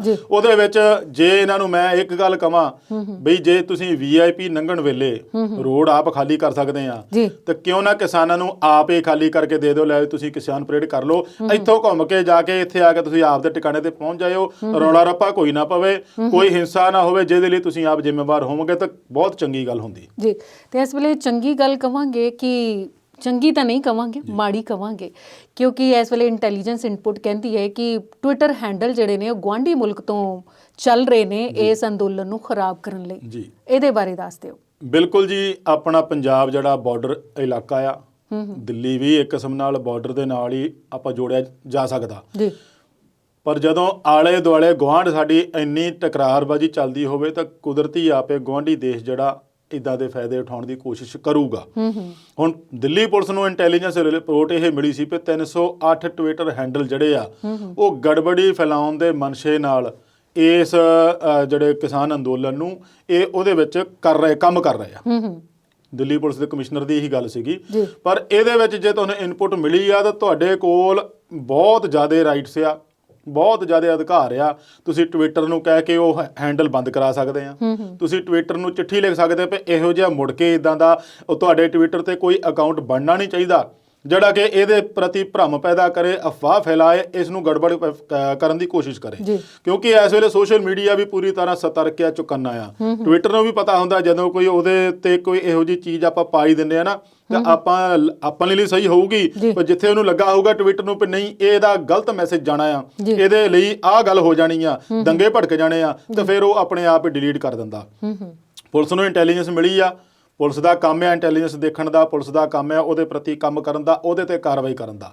ਇਹਨਾਂ ਨੂੰ ਚਾਹੀਦਾ ਹੈ ਵੀ ਉਸੇ ਵੇਲੇ ਚਿੱਠੀ ਪੱਤਰ ਈਮੇਲ ਕਰਕੇ ਉਹਨਾਂ ਨੂੰ ਕਹਿਣ ਵੀ ਆਹ ਜਿੰਨੇ ਹੈਂਡਲ ਜਿਹੜੇ ਚੱਲਦੇ ਆ ਇਹ ਤੁਰੰਤ ਬੰਦ ਕੀਤੇ ਜਾਣ। ਮੈਨੂੰ ਨਹੀਂ ਲੱਗਦਾ ਵੀ ਟਵਿੱਟਰ ਵਾਲੇ ਉਹ ਚੱਲਦੇ ਰੱਖਣਗੇ ਜੇ ਇਹਨਾਂ ਨੇ ਕੋਈ ਇਤਰਾਜ਼ ਕੀਤਾ, ਕਿਉਂਕਿ ਇਤਰਾਜ਼ ਕਰਨ ਤੋਂ ਬਾਅਦ ਇੱਕਦਮ ਕਾਰਵਾਈ ਕਰ ਦਿੰਦੇ ਆ ਔਰ ਉਹ ਉਹਨੂੰ ਬੰਦ ਕਰ ਦਿੰਦੇ ਆ। ਸੋ ਇਹ ਪੁਲਿਸ ਵਾਲਿਆਂ ਦੀ ਆਪਾਂ ਵਧੀਆ ਗੱਲ ਵੀ ਕਵਾਂਗੇ ਵੀ ਇਹੋ ਜਿਹੇ ਤਰੀਕੇ ਨਾਲ ਇਹ ਹੈਂਡਲ ਕਰਦੇ ਆ ਜਿਹੜਾ ਵੀ ਗੜਬੜੀ ਨਾ ਹੋਵੇ, ਇਸ ਪੱਖੋਂ ਵੀ ਇਹ ਲੈਂਦੇ ਆ। ਕਿਉਂਕਿ ਗੁਆਂਢੀ ਮੁਲਕ ਦਾ ਤਾਂ ਕੰਮ ਹੀ ਇਹ ਆ, ਉਹ ਚਾਹੇ ਜੰਮੂ ਕਸ਼ਮੀਰ ਹੋਵੇ ਚਾਹੇ ਕਿਤੇ ਹੋਵੇ, ਉਹ ਤਾਂ ਲੱਭਦਾ ਰਹਿੰਦਾ ਇਹੋ ਜਿਹੇ ਤਰੀਕੇ ਵੀ ਜਿਸ ਤਰੀਕੇ ਨਾਲ ਭਾਰਤ 'ਚ ਗੜਬੜੀ ਫੈਲਾਈ ਜਾ ਸਕੇ ਜੀ। ਤੇ ਗੱਲ ਆਪਾਂ ਪੁਲਿਸ ਦੀ ਕਰੀਏ, ਪੁਲਿਸ ਪਹਿਲਾਂ ਕਹਿੰਦੀ ਸੀ ਨਹੀਂ ਕਰਨ ਦੇਣਾ ਟਰੈਕਟਰ ਪਰੇਡ, ਅਸੀਂ ਫਿਰ ਕਹਿੰਦੀ ਕਰ ਲਓ, ਮਤਲਬ ਕਦੀ ਹਾਂ ਤੇ ਕਦੀ ਨਾ। ਇਹ ਹਾਂ ਤੇ ਨਾ ਸੈਂਟਰ ਵਾਲੀ ਹੈ ਕਿ ਆਪਣੀ ਸਮਝ ਬੁੱਧੀ ਵੀ ਹੈਗੀ ਉਹਨਾਂ ਦੀ? ਬਿਲਕੁਲ, ਮੈਂ ਇਹ ਦੱਸਿਆ ਕਿ ਪਹਿਲਾਂ ਤਾਂ ਰਵੱਈਆ ਉਹਨਾਂ ਦਾ ਠੀਕ ਸੀਗਾ, ਕਿਸਾਨਾਂ ਦੀ ਗੱਲ ਮੰਨਦੇ ਵੀ ਸੀਗੇ। ਜਿੱਦਣ ਗੱਲਬਾਤ ਟੁੱਟੀ ਆ ਸੈਂਟਰ ਦੇ ਨਾਲ, ਉਸ ਤੋਂ ਜਿਹੜੀ ਸ਼ਾਮ ਨੂੰ ਮੀਟਿੰਗ ਹੋਈ ਆ ਉਹਦੇ ਵਿੱਚ ਪੁਲਿਸ ਦਾ ਰਵੱਈਆ ਜਿਹੜਾ ਥੋੜਾ ਜਿਹਾ ਚੇਂਜ ਹੋ ਗਿਆ। ਇਸ ਦੌਰਾਨ ਇੱਕ ਹੋਰ ਘਟਨਾ ਵੀ ਵਾਪਰੀ, ਸ਼ਾਇਦ ਪਤਾ ਹੋਊਗਾ ਵੀ ਉੱਥੇ ਉਸੇ ਦਿਨ ਜਦੋਂ ਇਹ ਗੱਲਬਾਤ ਟੁੱਟੀ ਆ ਪੁਲਿਸ ਵਾਲਿਆਂ ਨਾਲ ਹੋਈ ਆ, ਪੈਸੇ ਨਹੀਂ ਤੁਹਾਨੂੰ ਲੰਘਣ ਦੇਣਾ, ਉਦੋਂ ਹੀ ਰਾਤ ਨੂੰ ਇੱਕ ਸ਼ੱਕੀ ਬੰਦਾ ਵੀ ਉਹਨਾਂ ਦੇ ਕਾਬੂ ਆਉਂਦਾ ਆ, ਕਿਸਾਨਾਂ ਦੇ ਹੱਥ ਆਉਂਦਾ ਆ। ਔਰ ਉਹ ਕਿੰਨੀਆਂ ਕੁ ਕਹਾਣੀਆਂ ਘੜ ਗਿਆ, ਕਿੰਨਾ ਕੁਛ ਉਹ ਬੋਲ ਗਿਆ ਅੱਧੀ ਰਾਤ ਦੇ ਵੇਲੇ, ਉਹ ਆਪਾਂ ਸਾਰਿਆਂ ਨੇ ਮੀਡੀਆ ਦੇ ਵਿੱਚ ਨਸ਼ਰ ਹੋ ਗਿਆ, ਅਖਬਾਰਾਂ ਦੇ ਵਿੱਚ, ਚੈਨਲ ਸਾਰਾ ਆ ਗਿਆ ਸੀਗਾ। ਪਰ ਉਸ ਤੋਂ ਅਗਲੀ ਗੱਲ ਇਹ ਆਉਂਦੀ ਆ ਵੀ ਜਦੋਂ ਕਿਸਾਨਾਂ ਨੇ ਉਹਨੂੰ ਫੜ ਕੇ ਪੁਲਿਸ ਦੇ ਹਵਾਲੇ ਕੀਤਾ ਤਾਂ ਫਿਰ ਅਗਲੇ ਦਿਨ ਬਿਲਕੁਲ ਪੈਂਤਰਾ ਬਦਲ ਗਿਆ, ਉਹ ਤਾਂ ਸਾਰਾ ਕੁਝ ਹੀ ਮੁੱਕਰ ਗਿਆ। ਹੁਣ ਦੇਖੋ, ਇੱਕ ਗੱਲ ਤਾਂ ਆਪਾਂ ਸਮਝਦੇ ਹਾਂ ਵੀ ਇੱਕ ਬੰਦਾ ਕੋਈ ਵੀ ਫੜਿਆ ਹੋਇਆ ਪੁਲਿਸ ਤੋਂ ਡਰਦਾ ਤਾਂ ਬਿਆਨ ਦੇ ਦੂਗਾ, ਪਰ ਕਿਸੇ ਆਮ ਬੰਦੇ ਤੋਂ ਡਰਦਾ ਪੁਲਿਸ ਦੇ ਖਿਲਾਫ ਬਿਆਨ ਕੌਣ ਦਿੰਦਾ, ਔਰ ਉਹ ਵੀ ਇਹੋ ਜਿਹੀ ਕਹਾਣੀ ਕੱਢਦਾ। ਮੈਨੂੰ ਨਹੀਂ ਲੱਗਦਾ ਵੀ ਉਹ 10-12 ਪੜਿਆ ਵੀ ਆ ਕਿ ਨਹੀਂ ਪੜਿਆ, ਪਰ ਜਦੋਂ ਉਹਨੇ ਜਾ ਕੇ ਪੁਲਿਸ ਕੋਲ ਬੋਲਿਆ ਤਾਂ ਉਹਦਾ ਚਿਹਰਾ ਵੀ ਨੰਗਾ ਸੀ। ਇੱਥੇ ਕਿਸਾਨਾਂ ਨੇ ਉਹਦਾ ਚਿਹਰਾ ਵੀ ਨਹੀਂ ਦਿਖਾਣ ਦਿੱਤਾ, ਐਨ ਢੱਕ ਕੇ ਰੱਖਿਆ ਸੀਗਾ, ਬੋਲਦਾ ਵੀ ਬਹੁਤ ਹੌਲੀ ਸੀ, ਜਿੱਦਾਂ ਅੰਦਰ ਜਾਨ ਹੀ ਨਹੀਂ ਹੁੰਦੀ ਸੀ। ਫਿਰ ਉੱਥੇ ਜਾ ਕੇ ਕਹਿ ਰਿਹਾ ਮੈਨੂੰ ਤਾਂ ਕੁੱਟ ਮਾਰ ਕੇ ਇਹਨਾਂ ਨੇ ਕਹਾਇਆ। ਠੀਕ ਆ, ਕੁੱਟ ਮਾਰ ਕੇ ਕਹਾਇਆ, ਆਪਾਂ ਇਹਦੇ ਕਹੇ ਮੰਨ ਲੈਂਦੇ ਆ, ਪਰ ਜਿਹੜੀ ਕਹਾਣੀ ਰਚੀ ਆ ਤੇ ਜੇ ਉਹਨਾਂ ਨੇ ਕਿਹਾ ਸੀਗਾ ਵੀ ਜੋ ਅਸੀਂ ਬੋਲਣਾ, ਜੋ ਅਸੀਂ ਕਿਹਾ ਤੂੰ ਉਹੀ ਤੋਤੇ ਵਾਂਗੂ ਰਟਣਾ ਜਾ ਕੇ, ਤੇ ਤੂੰ ਇੱਕਦਮ ਕਹਾਣੀ ਕਿੱਦਾਂ ਬਣਾ ਲਈ। ਪੁਲਿਸ ਕੋਲ ਤਾਂ ਇਹੀ ਕਿਹਾ ਨਾ ਜਾ ਕੇ ਉਹਨੇ, ਦੇਖੋ ਜੀ ਮੈਨੂੰ ਇਹਨਾਂ ਨੇ ਕੁੱਟਿਆ, ਪੁੱਠਾ ਕਰਕੇ ਟੇਢਾ ਕਰਕੇ ਟਰਾਲੀ 'ਚ ਕੁੱਟਿਆ, ਸ਼ਰਾਬ ਪਿਲਾ ਕੇ, ਕਈ ਕੁਝ ਬੋਲਿਆ ਉਹ। ਫਿਰ ਕਹਿੰਦਾ ਵੀ ਮੈਨੂੰ ਦਿਮਾਗ 'ਚ ਇੱਕ ਕਹਾਣੀ ਆਈ, ਮੈਂ ਕਹਾਣੀ ਬਣਾਤੀ। ਤੇ ਜਦ ਤੂੰ ਕਹਿੰਦਾ ਵੀ ਕਿਸਾਨਾਂ ਦੇ ਕਹੇ ਤੇ ਮੈਂ ਗੱਲ ਕੀਤੀ, ਉਹਨਾਂ ਨੇ ਮੈਨੂੰ ਕਿਹਾ ਇਦਾਂ ਬੋਲੋ, ਮੈਂ ਬੋਲਿਆ, ਤੇ ਫਿਰ ਤੇਰੀ ਕਹਾਣੀ ਵਿੱਚੋਂ ਕਿੱਥੋਂ ਆ ਗਈ? ਜਾਂ ਤਾਂ ਮੈਨੂੰ ਲੱਗਦਾ ਕਿਸਾਨਾਂ ਦੀ ਸਕ੍ਰਿਪਟ ਤੈਨੂੰ ਚੰਗੀ ਨਹੀਂ ਲੱਗੀ, ਜਾਂ ਤੂੰ ਇਹੋ ਜਿਹਾ ਆਪਣਾ ਸਕ੍ਰਿਪਟ ਰਾਈਟਰ ਬਹੁਤ ਤਗੜਾ ਜਿਹੜਾ ਤੂੰ ਆਪਦੀ ਸਕ੍ਰਿਪਟ 1 ਮਿੰਟ 'ਚ ਲਿਖ ਕੇ ਗਿਆ। ਸੋ ਇਹ ਜਿਹੜੀਆਂ ਏਜੰਸੀਆਂ ਦਾ ਕੰਮ, ਕਿਸਾਨਾਂ ਦਾ ਕਹਿਣਾ ਆ ਵੀ ਇਹ ਬਹੁਤ ਦੇਰ ਤੋਂ ਸਾਡੇ ਵਿੱਚ ਖਲਬਲੀ ਮਚਾਉਣ ਨੂੰ ਕਰਦੀਆਂ ਸੀ। ਪਿੱਛੇ 2 ਲੜਕੀਆਂ ਦਾ ਨਾਮ ਵੀ ਆਇਆ ਸੀਗਾ, ਔਰ ਉਹਦੇ ਕਹਿਣ ਮੁਤਾਬਕ 10-12 ਬੰਦੇ ਮੁੰਡੇ ਹੋਰ ਵੀ ਫਿਰਦੇ ਆ। ਹੁਣ ਨਾਲੇ ਤਾਂ ਕਹਿੰਦਾ ਵੀ ਮੈਂ 10,000 ਤੇ ਕੰਮ ਕਰਨ ਆਇਆ ਸੀ, ਪੁਲਿਸ ਵਾਲਿਆਂ ਦਾ ਨਾਮ ਵੀ ਲੈ ਲਿਆ, ਕਦੇ SHO ਦਾ ਨਾਮ ਵੀ ਲਿਆ, ਕਿਸੇ ਦਾ ਪੁਲਿਸ ਕੋਲ ਜਾ ਕੇ ਮੁੱਕਰ ਗਿਆ। ਪਰ ਕਿਸਾਨਾਂ ਦਾ ਜਿਹੜਾ ਤੌਖਲਾ ਸੀਗਾ ਉਹ ਕਿਤੇ ਨਾ ਕਿਤੇ ਜ਼ਰੂਰ ਜਗ ਜ਼ਾਹਰ ਹੋਇਆ ਬਈ ਹਾਂ ਉਹ ਸੱਚ ਕਹਿੰਦੇ ਸੀਗੇ ਵੀ ਇਹਨੂੰ ਤਾਰ-ਪੀਟੋ ਕਰਨ ਲਈ, ਅੰਦੋਲਨ ਨੂੰ ਖਰਾਬ ਕਰਨ ਲਈ, ਅੰਦੋਲਨ ਦੇ ਵਿੱਚ ਗੜਬੜੀ ਫੈਲਾਉਣ ਲਈ ਇਹ ਸਾਰਾ ਕੁਝ ਕੀਤਾ ਗਿਆ। ਦੇਖੋ ਸਟਾਰਟਿੰਗ ਪੁਆਇੰਟ 'ਤੇ ਤਾਂ ਉਹ ਕਹਿੰਦਾ ਵੀ ਮੈਨੂੰ ਸਿਰਫ ਇਸ ਕਰਕੇ ਭੇਜਿਆ ਗਿਆ ਵੀ ਤੂੰ ਚੈੱਕ ਕਰਨਾ ਇਹਨਾਂ ਕੋਲ ਹਥਿਆਰ ਹੈਗੇ ਕਿ ਨਹੀਂ। ਇਹ ਕਿਹਾ ਨਾ ਉਹਨੇ ਸਟਾਰਟਿੰਗ 'ਚ ਵੀ ਮੈਂ ਤਾਂ ਆ ਕੇ ਜੀ ਇੱਕ ਲੜਕੀ ਨੂੰ ਛੇੜਨ ਦਾ ਬਹਾਨਾ ਬਣਾਇਆ ਵੀ ਹਾਂ ਵੀ ਜਦੋਂ ਲੜਕੀ ਨੂੰ ਛੇੜਦੇ ਆ ਤਾਂ ਪੰਜਾਬੀ ਇੱਕਦਮ ਪੂਰੀ ਤਰ੍ਹਾਂ ਗਰਮ ਹੋ ਜਾਂਦੇ ਆ ਵੀ ਸਾਡੀ ਮਾਂ ਭੈਣ ਨੂੰ ਕਿਉਂ ਇਦਾਂ ਕਹਿੰਦਾ, ਹਨਾ। ਤੇ ਇਸ ਕਰਕੇ ਕਹਿੰਦਾ ਮੈਂ ਇਹ ਤਰੀਕਾ ਲੱਭਿਆ ਤੇ ਉਹ ਛੇੜ ਕੇ ਜਦ ਦੇਖਿਆ, ਪਤਾ ਲੱਗਾ ਤੇ ਉਹ ਮੁੰਡੇ ਵਲੰਟੀਅਰ ਜਿਹੜੇ ਸੀ ਰਾਤ ਨੂੰ ਉੱਥੇ ਪਹਿਰਾ ਤਾਂ ਦਿੰਦੇ ਹੀ ਆ, ਤੇ ਉਹਨਾਂ ਨੇ ਉਸ ਵੇਲੇ ਉਹਨੂੰ ਛਾਣਬੀਣ ਕੀਤੀ। ਤੇ ਮੈਨੂੰ ਤਾਂ ਇਹ ਵੀ ਪਤਾ ਲੱਗਾ ਵੀ 2 ਦਿਨ ਤੋਂ ਉਹਦਾ ਪਿੱਛਾ ਕਰ ਰਹੇ ਸੀਗੇ ਜਿਹੜੇ ਕਿਸਾਨਾਂ ਦੇ ਵਲੰਟੀਅਰ ਆ, ਮੁੰਡੇ ਨੌਜਵਾਨ ਆ, ਉਹਦੇ ਤੇ ਪੂਰੀ ਨਿਗਾਹ ਰੱਖੀ ਹੋਈ ਸੀਗੀ। ਪਰ ਇਹ ਜਦੋਂ ਸਾਰਾ ਕੁਝ ਹੁੰਦਾ ਤਾਂ ਫਿਰ ਸ਼ੱਕ ਜ਼ਰੂਰ ਜਾਂਦਾ ਆ ਵੀ ਸਰਕਾਰ ਕਿਸ ਹੱਦ ਤੱਕ ਇਸ ਅੰਦੋਲਨ ਨੂੰ ਖਰਾਬ ਕਰਨ ਤੇ ਤੁਲੀ ਹੋਈ ਸੀ। ਆਉਣ ਵਾਲੇ ਦਿਨ ਜਿਹੜਾ ਆ ਉਦੋਂ ਹੋਰ ਵੀ ਚੌਕਸੀ, ਹੋਰ ਵੀ ਚੁਕੰਨੇ ਰਹਿਣ ਦੀ ਲੋੜ ਹੈ ਜੀ। ਤੇ ਇਸ ਵੇਲੇ ਅਸੀਂ ਵੀ ਚੁਕੰਨੇ ਰਹਿੰਦੇ ਹਾਂ। ਪ੍ਰੋਗਰਾਮ 'ਚ ਬ੍ਰੇਕ ਲੈਂਦੇ ਹਾਂ।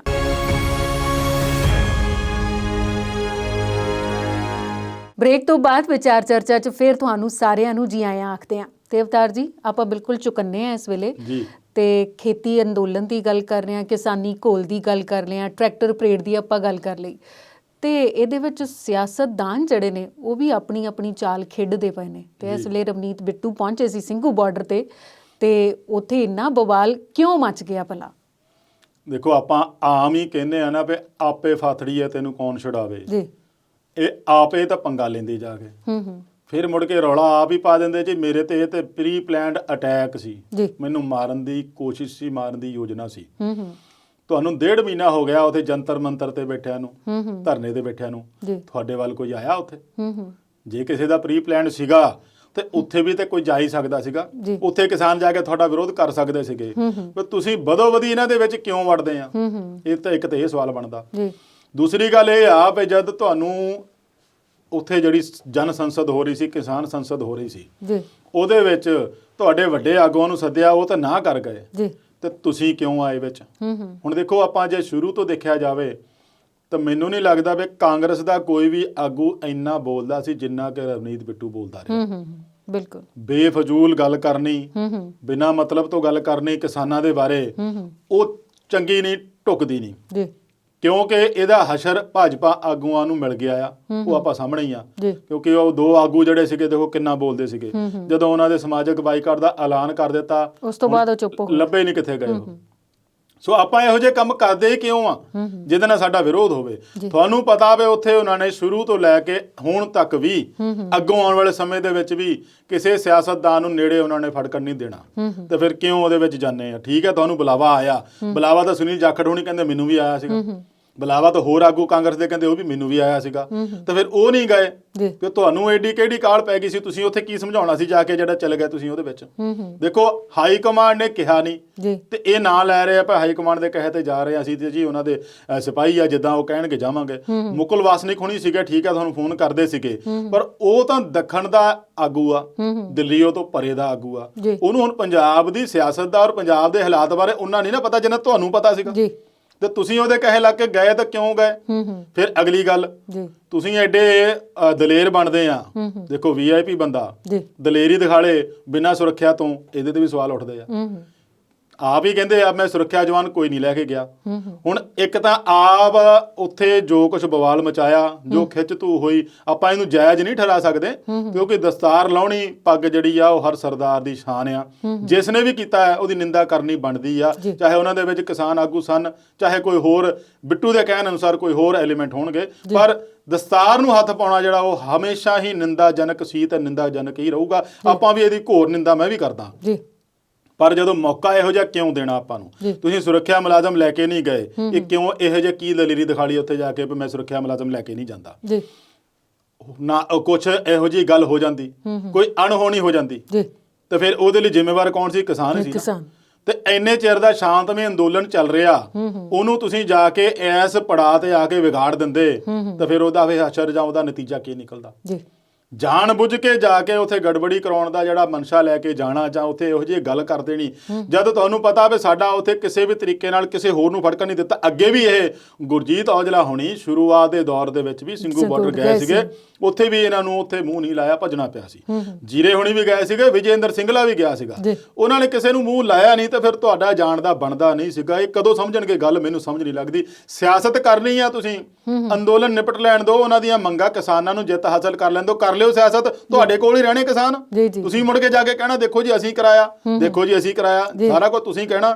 ਤੇ ਹੁਣ ਤਾਂ ਦਿਨ ਤਾਂ ਥੋੜੇ ਜਿਹੇ ਦੇ ਦਿਓ ਉਹਨਾਂ ਨੂੰ, ਤੇ ਕਿਉਂ ਉਹਦੇ ਵਿੱਚ ਖਲਲ ਪਾਉਣੇ ਜਾ ਕੇ?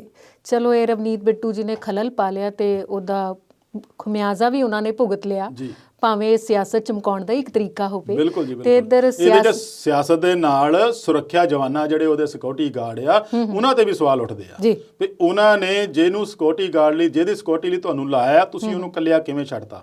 ਤੇ ਜੇ ਤੁਹਾਨੂੰ ਉਹਨਾਂ ਨੇ ਕਿਹਾ ਸੀਗਾ ਵੀ ਮੈਂ ਨਹੀਂ ਲਿਜਾਣੇ, ਤਾਂ ਕੀ ਤੁਸੀਂ ਆਪਦੇ ਸਿਕਿਉਰਿਟੀ ਅਫਸਰ ਨਾਲ ਗੱਲ ਕੀਤੀ ਸੀ ਵੀ ਸਾਨੂੰ ਵੀ ਆ ਜਿਹੜਾ MP ਆ ਸਾਨੂੰ ਕਹਿ ਰਿਹਾ ਨਾਲ ਨਹੀਂ ਜਾਣਾ, ਵੀ ਤੁਸੀਂ ਆਪਦੇ ਜ਼ਿੰਮੇਵਾਰੀ ਨਾਲ ਹੀ ਉਹਨੂੰ ਛੱਡ ਕੇ ਕੱਲਾ? ਇਹ ਕਈ ਤਰ੍ਹਾਂ ਦੇ ਸਵਾਲ ਉੱਠਣੇ ਆ, ਕਿਉਂਕਿ ਸਿਕਿਉਰਿਟੀ ਗਾਰਡ ਦਾ ਮਤਲਬ ਹੀ ਇਹ ਹੁੰਦਾ ਵੀ ਉਸ ਬੰਦੇ ਦੇ ਨਾਲ ਹਮੇਸ਼ਾ ਰਹਿਣਾ। ਔਰ ਅਗਲੀ ਗੱਲ, ਇਹਨਾਂ ਦੇ ਪਰਿਵਾਰ ਨੂੰ ਤਾਂ ਮਿਲੀ ਸਿਕਿਉਰਿਟੀ ਬਹੁਤ ਜ਼ਿਆਦਾ। ਰਣਜੀਤ ਬਿੱਟੂ ਦੇ ਸਾਰੇ ਫੈਮਿਲੀ ਨੂੰ ਬਹੁਤ ਜ਼ਿਆਦਾ ਸੁਰੱਖਿਆ ਦਿੱਤੀ ਹੋਈ ਆ, ਇਹਨਾਂ ਨੂੰ ਹਰ ਵੇਲੇ ਸੁਰੱਖਿਆ ਦੀ ਲੋੜ ਰਹਿੰਦੀ ਆ। ਤੇ ਜਦੋਂ ਤੁਹਾਨੂੰ ਪਤਾ ਵੀ ਉਸ ਬੰਦੇ ਦੀ ਸੁਰੱਖਿਆ ਦੇ ਵਿੱਚ ਇੰਨੇ ਜਵਾਨ ਆ, ਤੇ ਤੁਸੀਂ ਉਹਦੇ ਕਹੇ ਤੇ ਕਿਉਂ ਛੱਡ ਕੇ ਗਏ ਕਿਸੇ ਹੋਰ ਅਫਸਰ ਨੂੰ? ਸਿਕਿਉਰਿਟੀ ਅਫਸਰ ਜਿਹੜਾ ਤੁਹਾਡੇ ਤੇ ਸੁਪਰਵਾਈਜ਼ ਕਰਦਾ, ਉਹਦੇ ਧਿਆਨ 'ਚ ਲਿਆਂਦਾ ਵੀ ਅਸੀਂ ਇਕੱਲਾ ਜਾ ਰਹੇ ਆ? ਇਹਦੇ ਲਈ ਜ਼ਿੰਮੇਵਾਰ ਮੈਨੂੰ ਲੱਗਦਾ, ਜਿੱਥੋਂ ਤੱਕ ਮੇਰੀ ਸਮਝ ਆ, ਉਹ ਸੁਰੱਖਿਆ ਮੁਲਾਜ਼ਮ ਵੀ ਜ਼ਿੰਮੇਵਾਰ ਹੋਣਗੇ ਉਹਨੂੰ ਇਕੱਲਿਆਂ ਛੱਡਣ ਲਈ। ਇਹ ਸਵਾਲ ਬੜਾ ਵੱਡਾ ਹੈ, ਪਰ ਇਸ ਵੱਡੇ ਸਵਾਲ ਦਾ ਜਵਾਬ ਸਾਨੂੰ ਸਮਾਂ ਹੀ ਦੇਗਾ। ਪਰ ਇਸ ਵੇਲੇ ਜਿਹੜਾ ਸਵਾਲ ਹੈ ਉਹ ਸਿਆਸਤ ਚਮਕਾਉਣ ਦਾ ਹੀ ਹੈ, ਜਿਹੜਾ ਪੱਛਮੀ ਬੰਗਾਲ ਦੇ ਵਿੱਚ ਚੋਣਾਂ ਹੋਣ ਵਾਲੀਆਂ ਨੇ, ਜਿੱਥੇ ਪ੍ਰਧਾਨ ਮੰਤਰੀ ਨਰਿੰਦਰ ਮੋਦੀ ਪਰਾਕਰਮ ਦਿਵਸ ਮਨਾਉਣ ਪਹੁੰਚੇ, ਤੇ ਉਧਰ ਮੁੱਖ ਮੰਤਰੀ ਮਮਤਾ ਬੈਨਰਜੀ ਉਹਦੀ ਸਟੇਜ ਤੇ ਹਾਜ਼ਰੀ ਦੌਰਾਨ ਇੱਕ ਨਾਰਾ ਲਾਇਆ ਉਹਨਾਂ ਨੇ, ਤੇ ਮਮਤਾ ਨੇ ਖੁਦ ਨੂੰ ਨਮੋਸ਼ੀ ਮਹਿਸੂਸ ਕੀਤੀ। ਇਹ ਸਾਰਾ ਮਾਮਲਾ ਤੁਹਾਡੇ ਕੋਲੋਂ ਜਾਣਨਾ ਚਾਹਾਂਗੇ। ਦੇਖੋ ਜੀ, ਐਡੀ ਮਹਾਨ ਹਸਤੀ ਨੇਤਾ ਜੀ ਸੁਭਾਸ਼ ਚੰਦਰ ਬੋਸ, ਜਿਹਦੇ ਤੇ ਪਾਸਕੂ ਵੀ ਨਹੀਂ ਲੱਗਦੇ ਮੈਨੂੰ ਲੱਗਦਾ, ਹਨਾ, ਜਿਹੜੇ ਅੱਜ ਦੇ ਸਿਆਸਤਦਾਨ ਆ, ਜੋ ਉਹ ਸ਼ਖਸੀਅਤ ਸੀਗੀ, ਉਹਦਾ ਜਦੋਂ ਆਪਾਂ 125ਵੀਂ ਜਦੋਂ ਜਨਮ ਵਰ੍ਹੇਗੰਢ ਮਨਾਉਂਦੇ ਆ, ਪ੍ਰਧਾਨ ਮੰਤਰੀ ਸਾਹਿਬ ਜਾਂਦੇ ਆ, ਉੱਥੋਂ ਸੈਂਟਰ ਦੇ ਸੱਭਿਆਚਾਰ ਮੰਤਰਾਲੇ ਦਾ ਪ੍ਰੋਗਰਾਮ ਹੁੰਦਾ ਆ, ਸਰਕਾਰ ਸਟੇਟ ਦੀ ਇਨਵੋਲਵ ਹੁੰਦੀ ਆ, ਉੱਥੇ ਜਦੋਂ ਇਹੋ ਜਿਹਾ ਕੰਮ ਹੁੰਦਾ ਆ ਤੇ ਵਾਕਈ ਨਮੋਸ਼ੀ ਵਾਲੀ ਗੱਲ ਹੁੰਦੀ ਆ। ਕਿਉਂਕਿ ਪ੍ਰਧਾਨ ਮੰਤਰੀ ਦੇ ਹਾਜ਼ਰੀ ਦੇ ਵਿੱਚ CM ਵੀ ਬੈਠੀ ਸੀ, ਪ੍ਰੋਗਰਾਮ ਬਹੁਤ ਵਧੀਆ ਕਲਚਰਲ ਪ੍ਰੋਗਰਾਮ ਚੱਲਿਆ, ਊਸ਼ਾ ਉਤਪ ਹੋਣਾ ਨੇ ਬਹੁਤ ਵਧੀਆ ਗੀਤ ਗਾਏ ਉੱਥੇ। ਉਸ ਦੇ ਨਾਲ ਜਦੋਂ ਉੱਥੇ ਇਹੋ ਜਿਹਾ ਕੰਮ ਹੁੰਦਾ ਆ, ਤਾਂ ਫਿਰ ਆਪਣੇ ਆਪ 'ਚ ਉਹਦਾ ਮੈਸੇਜ ਗਲਤ ਜਾਂਦਾ ਆ। ਕਈਆਂ ਦਾ ਤਾਂ ਇਹ ਮਾਹਿਰਾਂ ਦਾ ਮੰਨਣਾ ਆ ਬਈ ਇਹ ਜੈ ਸ਼੍ਰੀ ਰਾਮ ਦੇ ਜਿਹੜੇ ਨਾਅਰੇ ਉੱਥੇ ਲੱਗੇ ਆ ਨਾ, ਇਹ ਭਾਜਪਾ ਕਿਤੇ ਦੁਬਾਰਾ ਹਿੰਦੂਤਵ ਦੇ ਏਜੰਡੇ ਵੱਲ ਨੂੰ ਜਾ ਰਹੀ ਆ, ਕਿਉਂਕਿ ਉੱਥੇ ਇਹੋ ਜਿਹਾ ਪਹਿਲਾਂ ਕਦੀ ਨਹੀਂ ਸੀ ਹੋਇਆ। ਦੂਸਰੀ ਗੱਲ ਜਿਹੜੀ ਸਾਹਮਣੇ ਇਹ ਆਈ ਆ ਸੂਤਰਾਂ ਤੋਂ, ਬਈ ਇਹਨਾਂ ਦੇ ਵਿੱਚੋਂ ਭਾਜਪਾ ਵਾਲਿਆਂ ਨੇ ਇੰਨੇ ਕੁ ਇਨਵੀਟੇਸ਼ਨ ਕਾਰਡ ਹਾਸਲ ਕਰ ਲਏ ਸੀਗੇ ਸੱਭਿਆਚਾਰ ਮੰਤਰਾਲੇ ਤੋਂ, ਬਈ ਉਹਨਾਂ ਨੇ ਦੇਖਿਆ ਨਹੀਂ ਪਈ ਕੋਈ ਬੰਦਾ ਇੰਟੈਲੈਕਚੁਅਲ ਹੈ ਵੀ, ਕੋਈ ਬੁੱਧੀਜੀਵੀ ਹੈਗਾ ਕੋਈ ਉੱਥੇ ਉਸ ਸਮਾਰੋਹ ਦੇ ਵਿੱਚ ਸ਼ਾਮਲ ਹੋਣ ਜੋਗਾ ਹੈ ਵੀ ਕਿ ਨਹੀਂ ਹੈਗਾ। ਤਾਂ ਉਹਨਾਂ ਨੇ ਜਿਹਨੂੰ ਕਿਹਨੂੰ ਇੱਕਾ ਦੁੱਕਾ ਬੰਦੇ ਜਿੰਨੇ ਜਿਹੜੇ ਕਮੇਟੀ ਮੈਂਬਰ ਵੀ ਸੀ ਨਾ, ਮੰਡਲ ਕਮੇਟੀ ਜਿਹੜੇ ਹੇਠਲੇ ਪੱਧਰ ਤੇ, ਉਹਨਾਂ ਨੂੰ ਵੀ ਕਾਰਡ ਦੇ ਦਿੱਤੇ। ਹੁਣ ਇਹੋ ਜਿਹੇ ਬੰਦੇ ਜਿਹੜੇ ਰੈਲੀਆਂ 'ਚ ਜਾਣ ਵਾਲੇ ਹੁੰਦੇ ਆ, ਉਹ ਐਡੇ ਵੱਡੇ ਸਮਾਗਮ 'ਚ ਜਾਣ ਦੇ ਲਾਇਕ ਕਹਿ ਦਈਏ ਨਹੀਂ ਹੁੰਦੇ ਜੀ। ਉਹਨਾਂ ਨੂੰ ਸਮਝ ਨਹੀਂ ਹੁੰਦੀ ਵੀ ਇਹੋ ਜਿਹੇ ਸਮਾਗਮ 'ਚ ਜਾ ਕੇ ਕਰਨਾ ਕੀ ਤੇ ਬੋਲਣਾ ਕੀ ਤੇ ਕਿਵੇਂ ਉੱਥੇ ਵਤੀਰਾ ਕਰਨਾ ਆ। ਜੀ। ਉਸੇ ਦਾ ਨਤੀਜਾ ਨਿਕਲਿਆ ਵੀ ਉੱਥੇ ਜਿਹੜੇ ਹੇਠਲੇ ਪੱਧਰ ਦੇ ਸੀਗੇ ਉਹ ਜਿੱਦਾਂ ਹੀ ਮਮਤਾ ਬੈਨਰਜੀ ਹੁਣੀ ਉੱਥੇ ਭਾਸ਼ਣ ਦੇਣ ਲਈ ਸਪੀਚ ਦੇਣ ਲਈ ਉਹਨਾਂ ਨੂੰ ਬੁਲਾਇਆ ਗਿਆ ਤਾਂ ਉੱਥੇ ਨਾਅਰੇ ਲੱਗਣ ਲੱਗ ਪਏ। ਕੁਦਰਤੀ ਗੱਲ ਆ ਵੀ ਉਹਨਾਂ ਨੇ ਕਿਹਾ ਵੀ ਮੈਨੂੰ ਬੁਲਾ ਕੇ ਤੁਸੀਂ ਮੇਰੀ ਬੇਇੱਜ਼ਤੀ ਕੀਤੀ ਆ, ਇਹ ਠੀਕ ਨਹੀਂ ਕੀਤਾ ਜੀ। ਤੇ ਕਹਿਣ ਤੋਂ ਭਾਵ ਸਿਆਸਤ ਤੇ ਧਰਮ ਦੋਵੇਂ ਅਲੱਗ-ਅਲੱਗ ਚੀਜ਼ਾਂ ਨੇ ਤੇ ਅਲੱਗ ਹੀ ਰਹਿਣੀਆਂ ਚਾਹੀਦੀਆਂ। ਬਿਲਕੁਲ ਜੀ, ਅਲੱਗ ਰਹਿਣੀਆਂ ਚਾਹੀਦੀਆਂ। ਪਰ ਭਾਜਪਾ ਦਾ ਬੀਜੇਪੀ ਦਾ ਸ਼ੁਰੂ ਤੋਂ ਹੀ ਰਿਹਾ ਆ ਏਜੰਡਾ ਉਹ ਧਰਮ ਦੇ ਨਾਲ। ਆਪਾਂ ਜੇ ਦੇਖੀਏ ਤਾਂ ਪਹਿਲਾਂ ਵੀ ਚੋਣਾਂ ਦੇ ਵਿੱਚ ਉਹਨਾਂ ਦਾ ਰਾਮ ਨਾਮ ਜਿਹੜਾ ਆ ਉਹ ਬਹੁਤ ਪ੍ਰਚਲਿਤ ਰਿਹਾ। ਹੁਣ ਵੀ ਇਸ ਦੇ ਨਾਲ ਜੇ ਮੈਂ ਕਹਾਂ ਤੇ ਅਸਾਮ ਦੇ ਵਿੱਚ ਵੀ ਹੁਣ ਜਦੋਂ ਚੋਣਾਂ ਹੋਣ ਵਾਲੀਆਂ ਨਾ 3-4 ਸਟੇਟਾਂ 'ਚ ਤਾਂ ਅਸਾਮ 'ਚ ਪ੍ਰਧਾਨ ਮੰਤਰੀ ਸਾਹਿਬ ਵੀ ਰੈਲੀ ਕਰਕੇ ਆਏ ਆ, ਮਿਲ ਕੇ ਆਏ ਉੱਥੇ ਉਹਨਾਂ ਨੂੰ ਸਾਰਿਆਂ ਨੂੰ। ਉੱਥੇ ਉਹਨਾਂ ਨੇ ਇਕੱਠ ਬੜਾ ਵੱਡਾ ਕੀਤਾ ਸੀ। ਫਿਰ ਅਮਿਤ ਸ਼ਾਹ ਹੁਣੀ ਵੀ ਗਏ ਆ, ਉੱਥੇ ਵੀ ਉਹਨਾਂ ਦੇ ਵਿੱਚ ਜੋ ਕੁਝ ਨਿਕਲ ਕੇ ਆਇਆ ਉਹ ਇਹੀ ਆ ਵੀ ਹਿੰਦੂਤਵ ਏਜੰਡਾ ਜਿਹੜਾ ਆ ਉਹ ਭਾਜਪਾ ਦੁਬਾਰਾ ਹਾਵੀ ਕਰਨਾ ਚਾਹ ਰਹੀ ਆ ਇਹਨਾਂ ਸੂਬਿਆਂ ਦੇ ਵਿੱਚ ਚੋਣਾਂ ਜਿੱਤਣ ਲਈ। ਪਰ ਇੱਕ ਸਟੇਟ ਦੇ ਮੁੱਖ ਮੰਤਰੀ ਨਾਲ ਐਡੇ ਵੱਡੇ ਸਮਾਗਮ ਦੇ ਵਿੱਚ ਇੱਦਾਂ ਦਾ ਵਤੀਰਾ ਹੋਣਾ ਉਹ ਮੈਸੇਜ ਗਲਤ ਜਾਂਦਾ ਹੈ। ਕਿਉਂਕਿ ਚੋਣਾਂ ਦੇ ਵਿੱਚ ਉੱਥੇ ਇਹ ਨਹੀਂ ਵੀ ਇਕੱਲਾ TMC ਤ੍ਰਿਣਮੂਲ ਕਾਂਗਰਸ ਦੇ ਆਗੂਆਂ ਨੇ ਬੁਰਾ ਮਨਾਇਆ।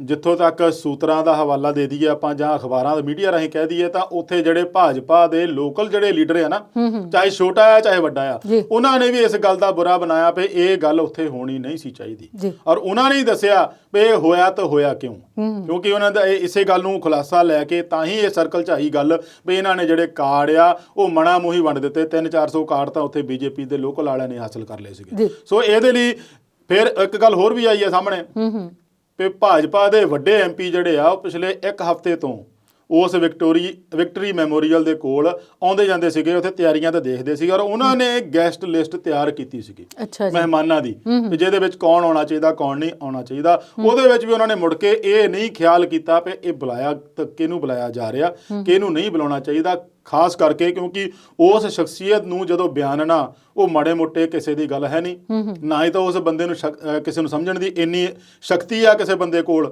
ਜਿਹੜੀ ਕਿ ਪ੍ਰਧਾਨ ਮੰਤਰੀ ਸਾਹਿਬ ਨੇ ਬਹੁਤ ਵਧੀਆ ਤਰੀਕੇ ਨਾਲ ਉਹਨਾਂ ਦੀ ਸ਼ਖਸੀਅਤ ਨੂੰ ਬਿਆਨਿਆ ਸੀਗਾ। ਉਸ ਮੌਕੇ ਤੇ ਅੱਧਾ ਪੌਣਾ ਘੰਟਾ ਭਾਸ਼ਣ ਦਿੱਤਾ, ਪਰ ਉਹਦੇ ਵਿੱਚ ਇੱਕ ਗੱਲ ਇਹ ਵੀ ਖਲੀ ਆ ਵੀ ਪ੍ਰਧਾਨ ਮੰਤਰੀ ਨੇ ਜੋ ਉਹਨਾਂ ਦੇ ਸਾਹਮਣੇ ਮਮਤਾ ਬੈਨਰਜੀ ਨਾਲ ਵਤੀਰਾ ਹੋਇਆ ਉਹਦਾ ਜ਼ਿਕਰ ਨਹੀਂ ਕੀਤਾ। ਇਸ ਦੇ ਨਾਲ ਉਹਨਾਂ ਨੇ ਜੇ ਆਪਾਂ ਇਹਨੂੰ ਸਿਆਸਤ ਪੱਖੋਂ ਦੇਖੀਏ ਤਾਂ ਜੋ ਇਹਨਾਂ ਦਾ CAA ਸੀਗਾ ਉਹਦੀ ਵੀ ਜ਼ਿਕਰ ਨਹੀਂ ਕੀਤਾ, NPR ਦਾ ਸੀਗਾ ਉਹ ਵੀ ਜ਼ਿਕਰ ਨਹੀਂ ਕੀਤਾ। ਜ਼ਿਕਰ ਇਹਨਾਂ ਨੇ ਅਸਾਮ ਦੇ ਵਿੱਚ ਅਮਿਤ ਸ਼ਾਹ ਨੇ ਵੀ ਨਹੀਂ ਕੀਤਾ। ਜਿਹੜਾ ਇਹਨਾਂ ਨੇ 4 ਸਾਲ ਪਹਿਲਾਂ ਰੌਲਾ ਪਾਇਆ ਸੀਗਾ CAA ਦਾ ਉਹ ਅਸਾਮ ਤੋਂ ਹੀ ਸ਼ੁਰੂ ਹੋਇਆ ਸੀ। NPR ਦਾ ਜਿਹੜਾ ਸੀਗਾ ਉਹ ਵੀ ਉੱਥੋਂ ਹੀ ਸ਼ੁਰੂ ਹੋਇਆ ਸੀ, ਪਰ ਹੁਣ ਰੈਲੀਆਂ ਦੇ ਵਿੱਚ ਬਿਲਕੁਲ ਗਾਇਬ ਆ ਉਹਦਾ ਨਾਂ ਤੱਕ ਹੈ ਨਹੀਂ, ਜ਼ਿਕਰ ਤੱਕ ਹੈ ਨਹੀਂ। ਸੋ ਇਹ ਸਾਰਾ ਸਿਆਸਤ ਜਿਹੜਾ ਇੱਕ ਸੱਤਾ ਹਾਸਲ ਨੂੰ ਕਰਨ ਨੂੰ ਹੋ ਰਹੀ ਹੈ। ਲਓ ਜੀ, ਸਿਆਸੀ ਕੁਰਸੀ ਕਿਹਨੂੰ ਕਦੋਂ ਨਸੀਬ ਹੋਏਗੀ ਇਹ ਤੇ ਸਮੇਂ ਦੀ ਖੇਡ ਹੈ। ਜਦੋਂ ਚੋਣਾਂ ਹੋਣਗੀਆਂ ਉਦੋਂ ਹੀ ਪਤਾ ਲੱਗੇਗਾ। ਪਰ ਇਸ ਵੇਲੇ ਇਸ ਪ੍ਰੋਗਰਾਮ 'ਚ ਆਪਾਂ ਅਗਲਾ ਜਿਹੜਾ ਵਿਚਾਰ ਲੈਣਾ ਨਾ ਉਸ ਤੋਂ ਪਹਿਲਾਂ ਬ੍ਰੇਕ ਦਾ ਵੇਲਾ ਜ਼ਰੂਰ ਹੈ।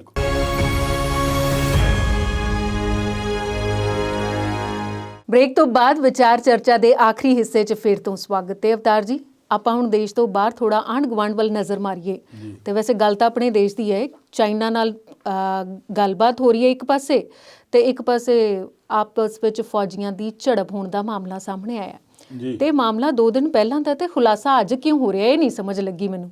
ਬਿਲਕੁਲ ਜੀ, ਇਹ ਚੀਨ ਦੇ ਨਾਲ ਤਾਂ ਇਦਾਂ ਦਾ ਕੰਮ ਆ ਵੀ ਇੱਕ ਪਾਸੇ ਮੇਜ਼ ਤੇ ਬਿਠਾਈ ਹੁੰਦੀ ਆ ਤੇ ਦੂਜੇ ਪਾਸੇ ਝੜਪਾਂ ਲੜਾਈ ਹੋਣ ਡਈ ਹੁੰਦੀ ਆ।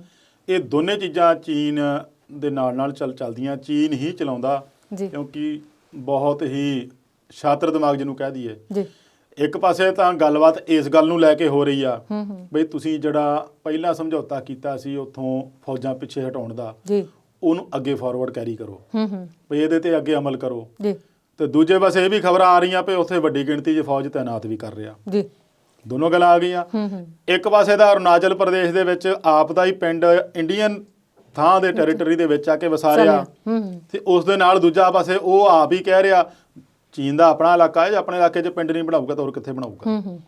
ਸੋ ਇਹ ਇੱਕ ਪਾਸੇ ਆਪਾਂ ਨੂੰ ਪਾਕਿਸਤਾਨ ਦਾ ਜ਼ਰੂਰ ਬਾਰਡਰ ਦੇ ਨਾਲ ਲੱਗਦਾ ਏਰੀਆ, ਪਰ ਜਿਹੜਾ ਸਭ ਤੋਂ ਵੱਡਾ ਏਰੀਆ ਚਾਈਨਾ ਦੇ ਨਾਲ ਆਏ ਦਿਨ ਕੋਈ ਨਾ ਕੋਈ ਕਿਤੇ ਨਾ ਕਿਤੇ, ਚਾਹੇ ਸਿੱਕਮ ਹੋਵੇ, ਅਰੁਣਾਚਲ ਪ੍ਰਦੇਸ਼ ਹੋਵੇ, ਲਦਾਖ ਹੋਵੇ, ਪਰ ਇਸ ਵੇਲੇ ਜਿਹੜਾ ਟਕਰਾਅ ਦਾ ਬਿੰਦੂ ਬਣਿਆ ਹੋਇਆ ਸੀ ਉਹ ਲਦਾਖ ਸੀਗਾ। 2.5 ਮਹੀਨੇ ਦੇ ਵਕਫੇ ਤੋਂ ਬਾਅਦ ਜੀ ਦੋਨਾਂ ਦੇਸ਼ਾਂ ਦੇ ਕੋਰ ਕਮਾਂਡਰਾਂ ਦੀ ਮੀਟਿੰਗ ਹੋਈ ਆ ਤੇ ਮੀਟਿੰਗ ਵੀ ਕੋਈ ਘੱਟ ਸਮਾਂ ਨਹੀਂ, ਘੱਟੋ ਘੱਟ ਨਹੀਂ ਤਾਂ 15-16 ਘੰਟੇ ਲਗਾਤਾਰ ਚੱਲੀ ਆ ਜੀ।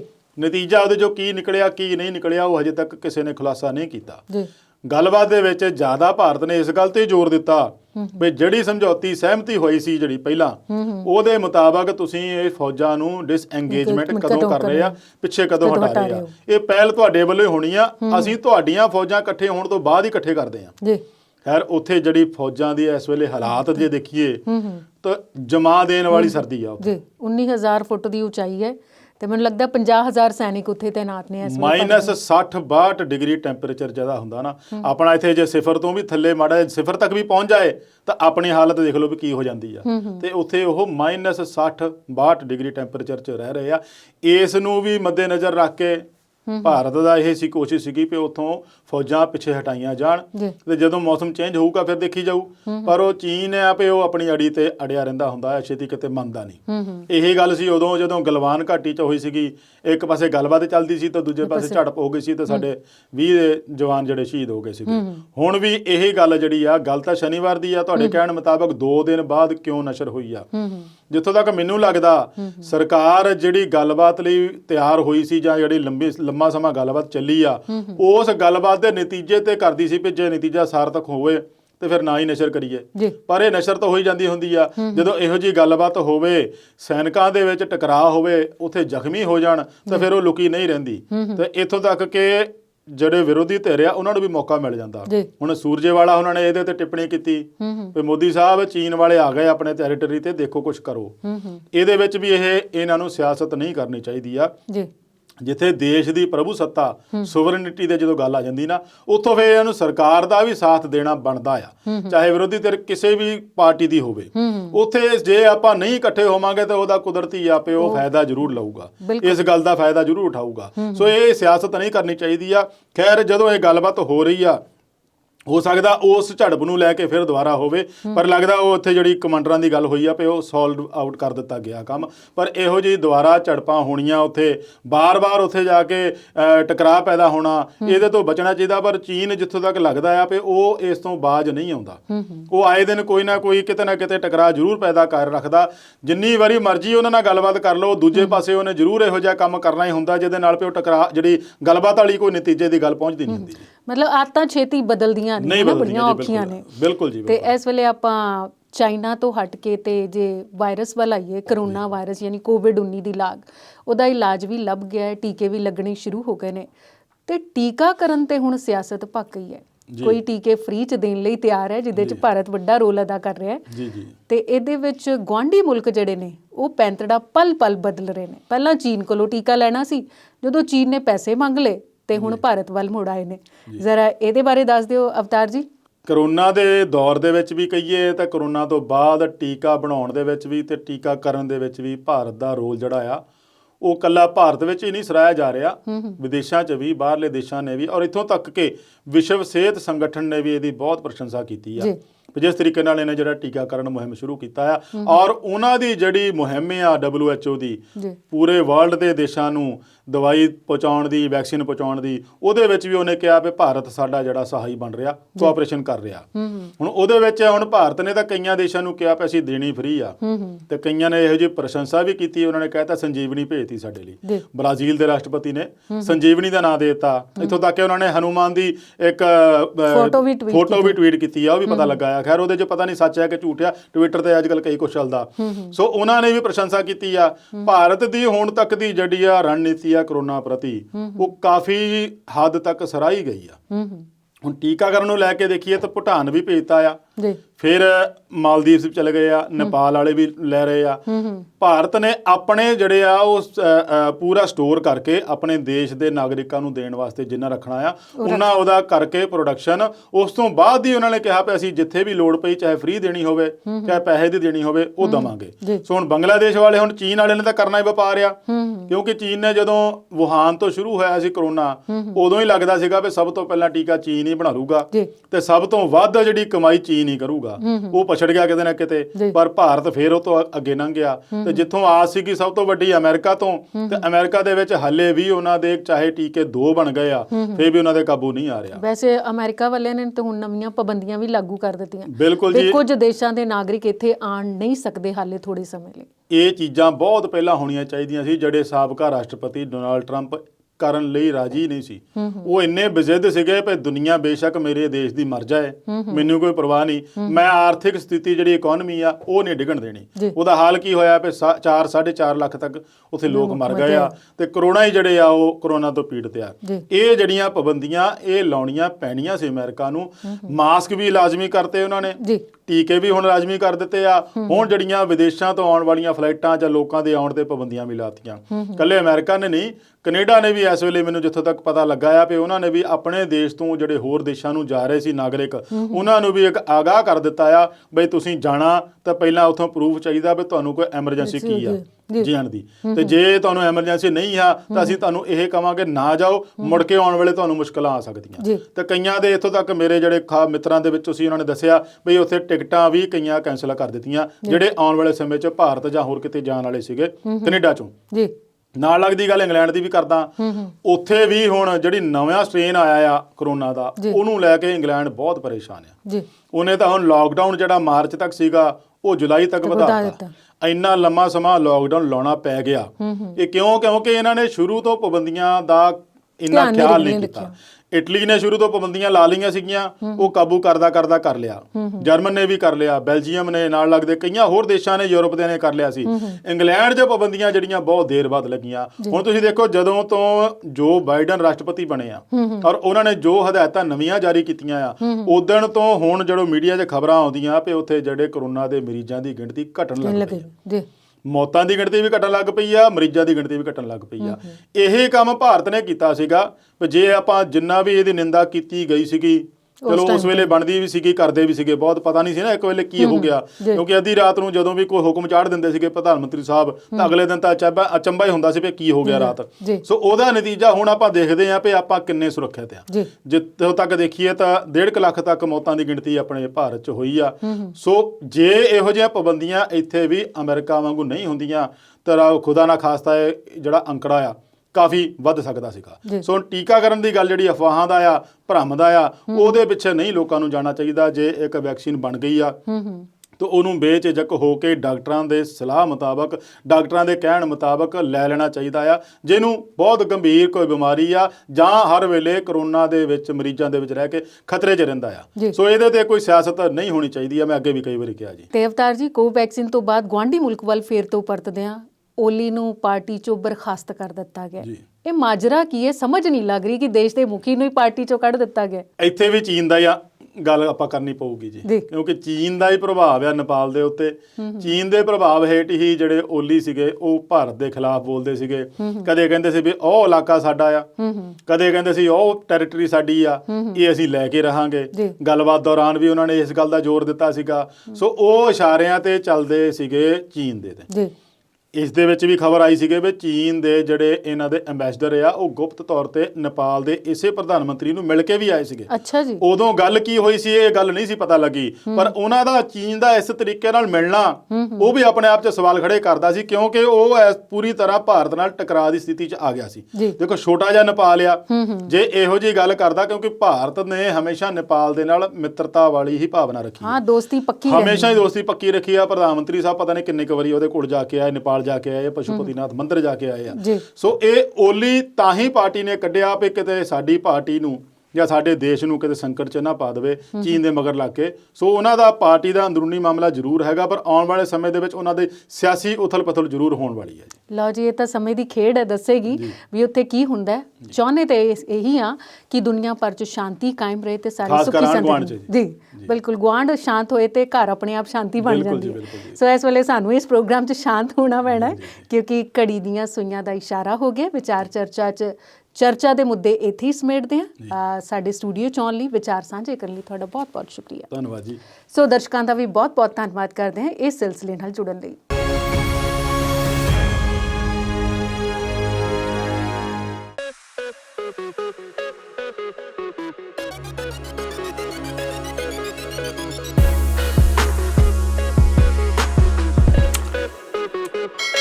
ਜੀ।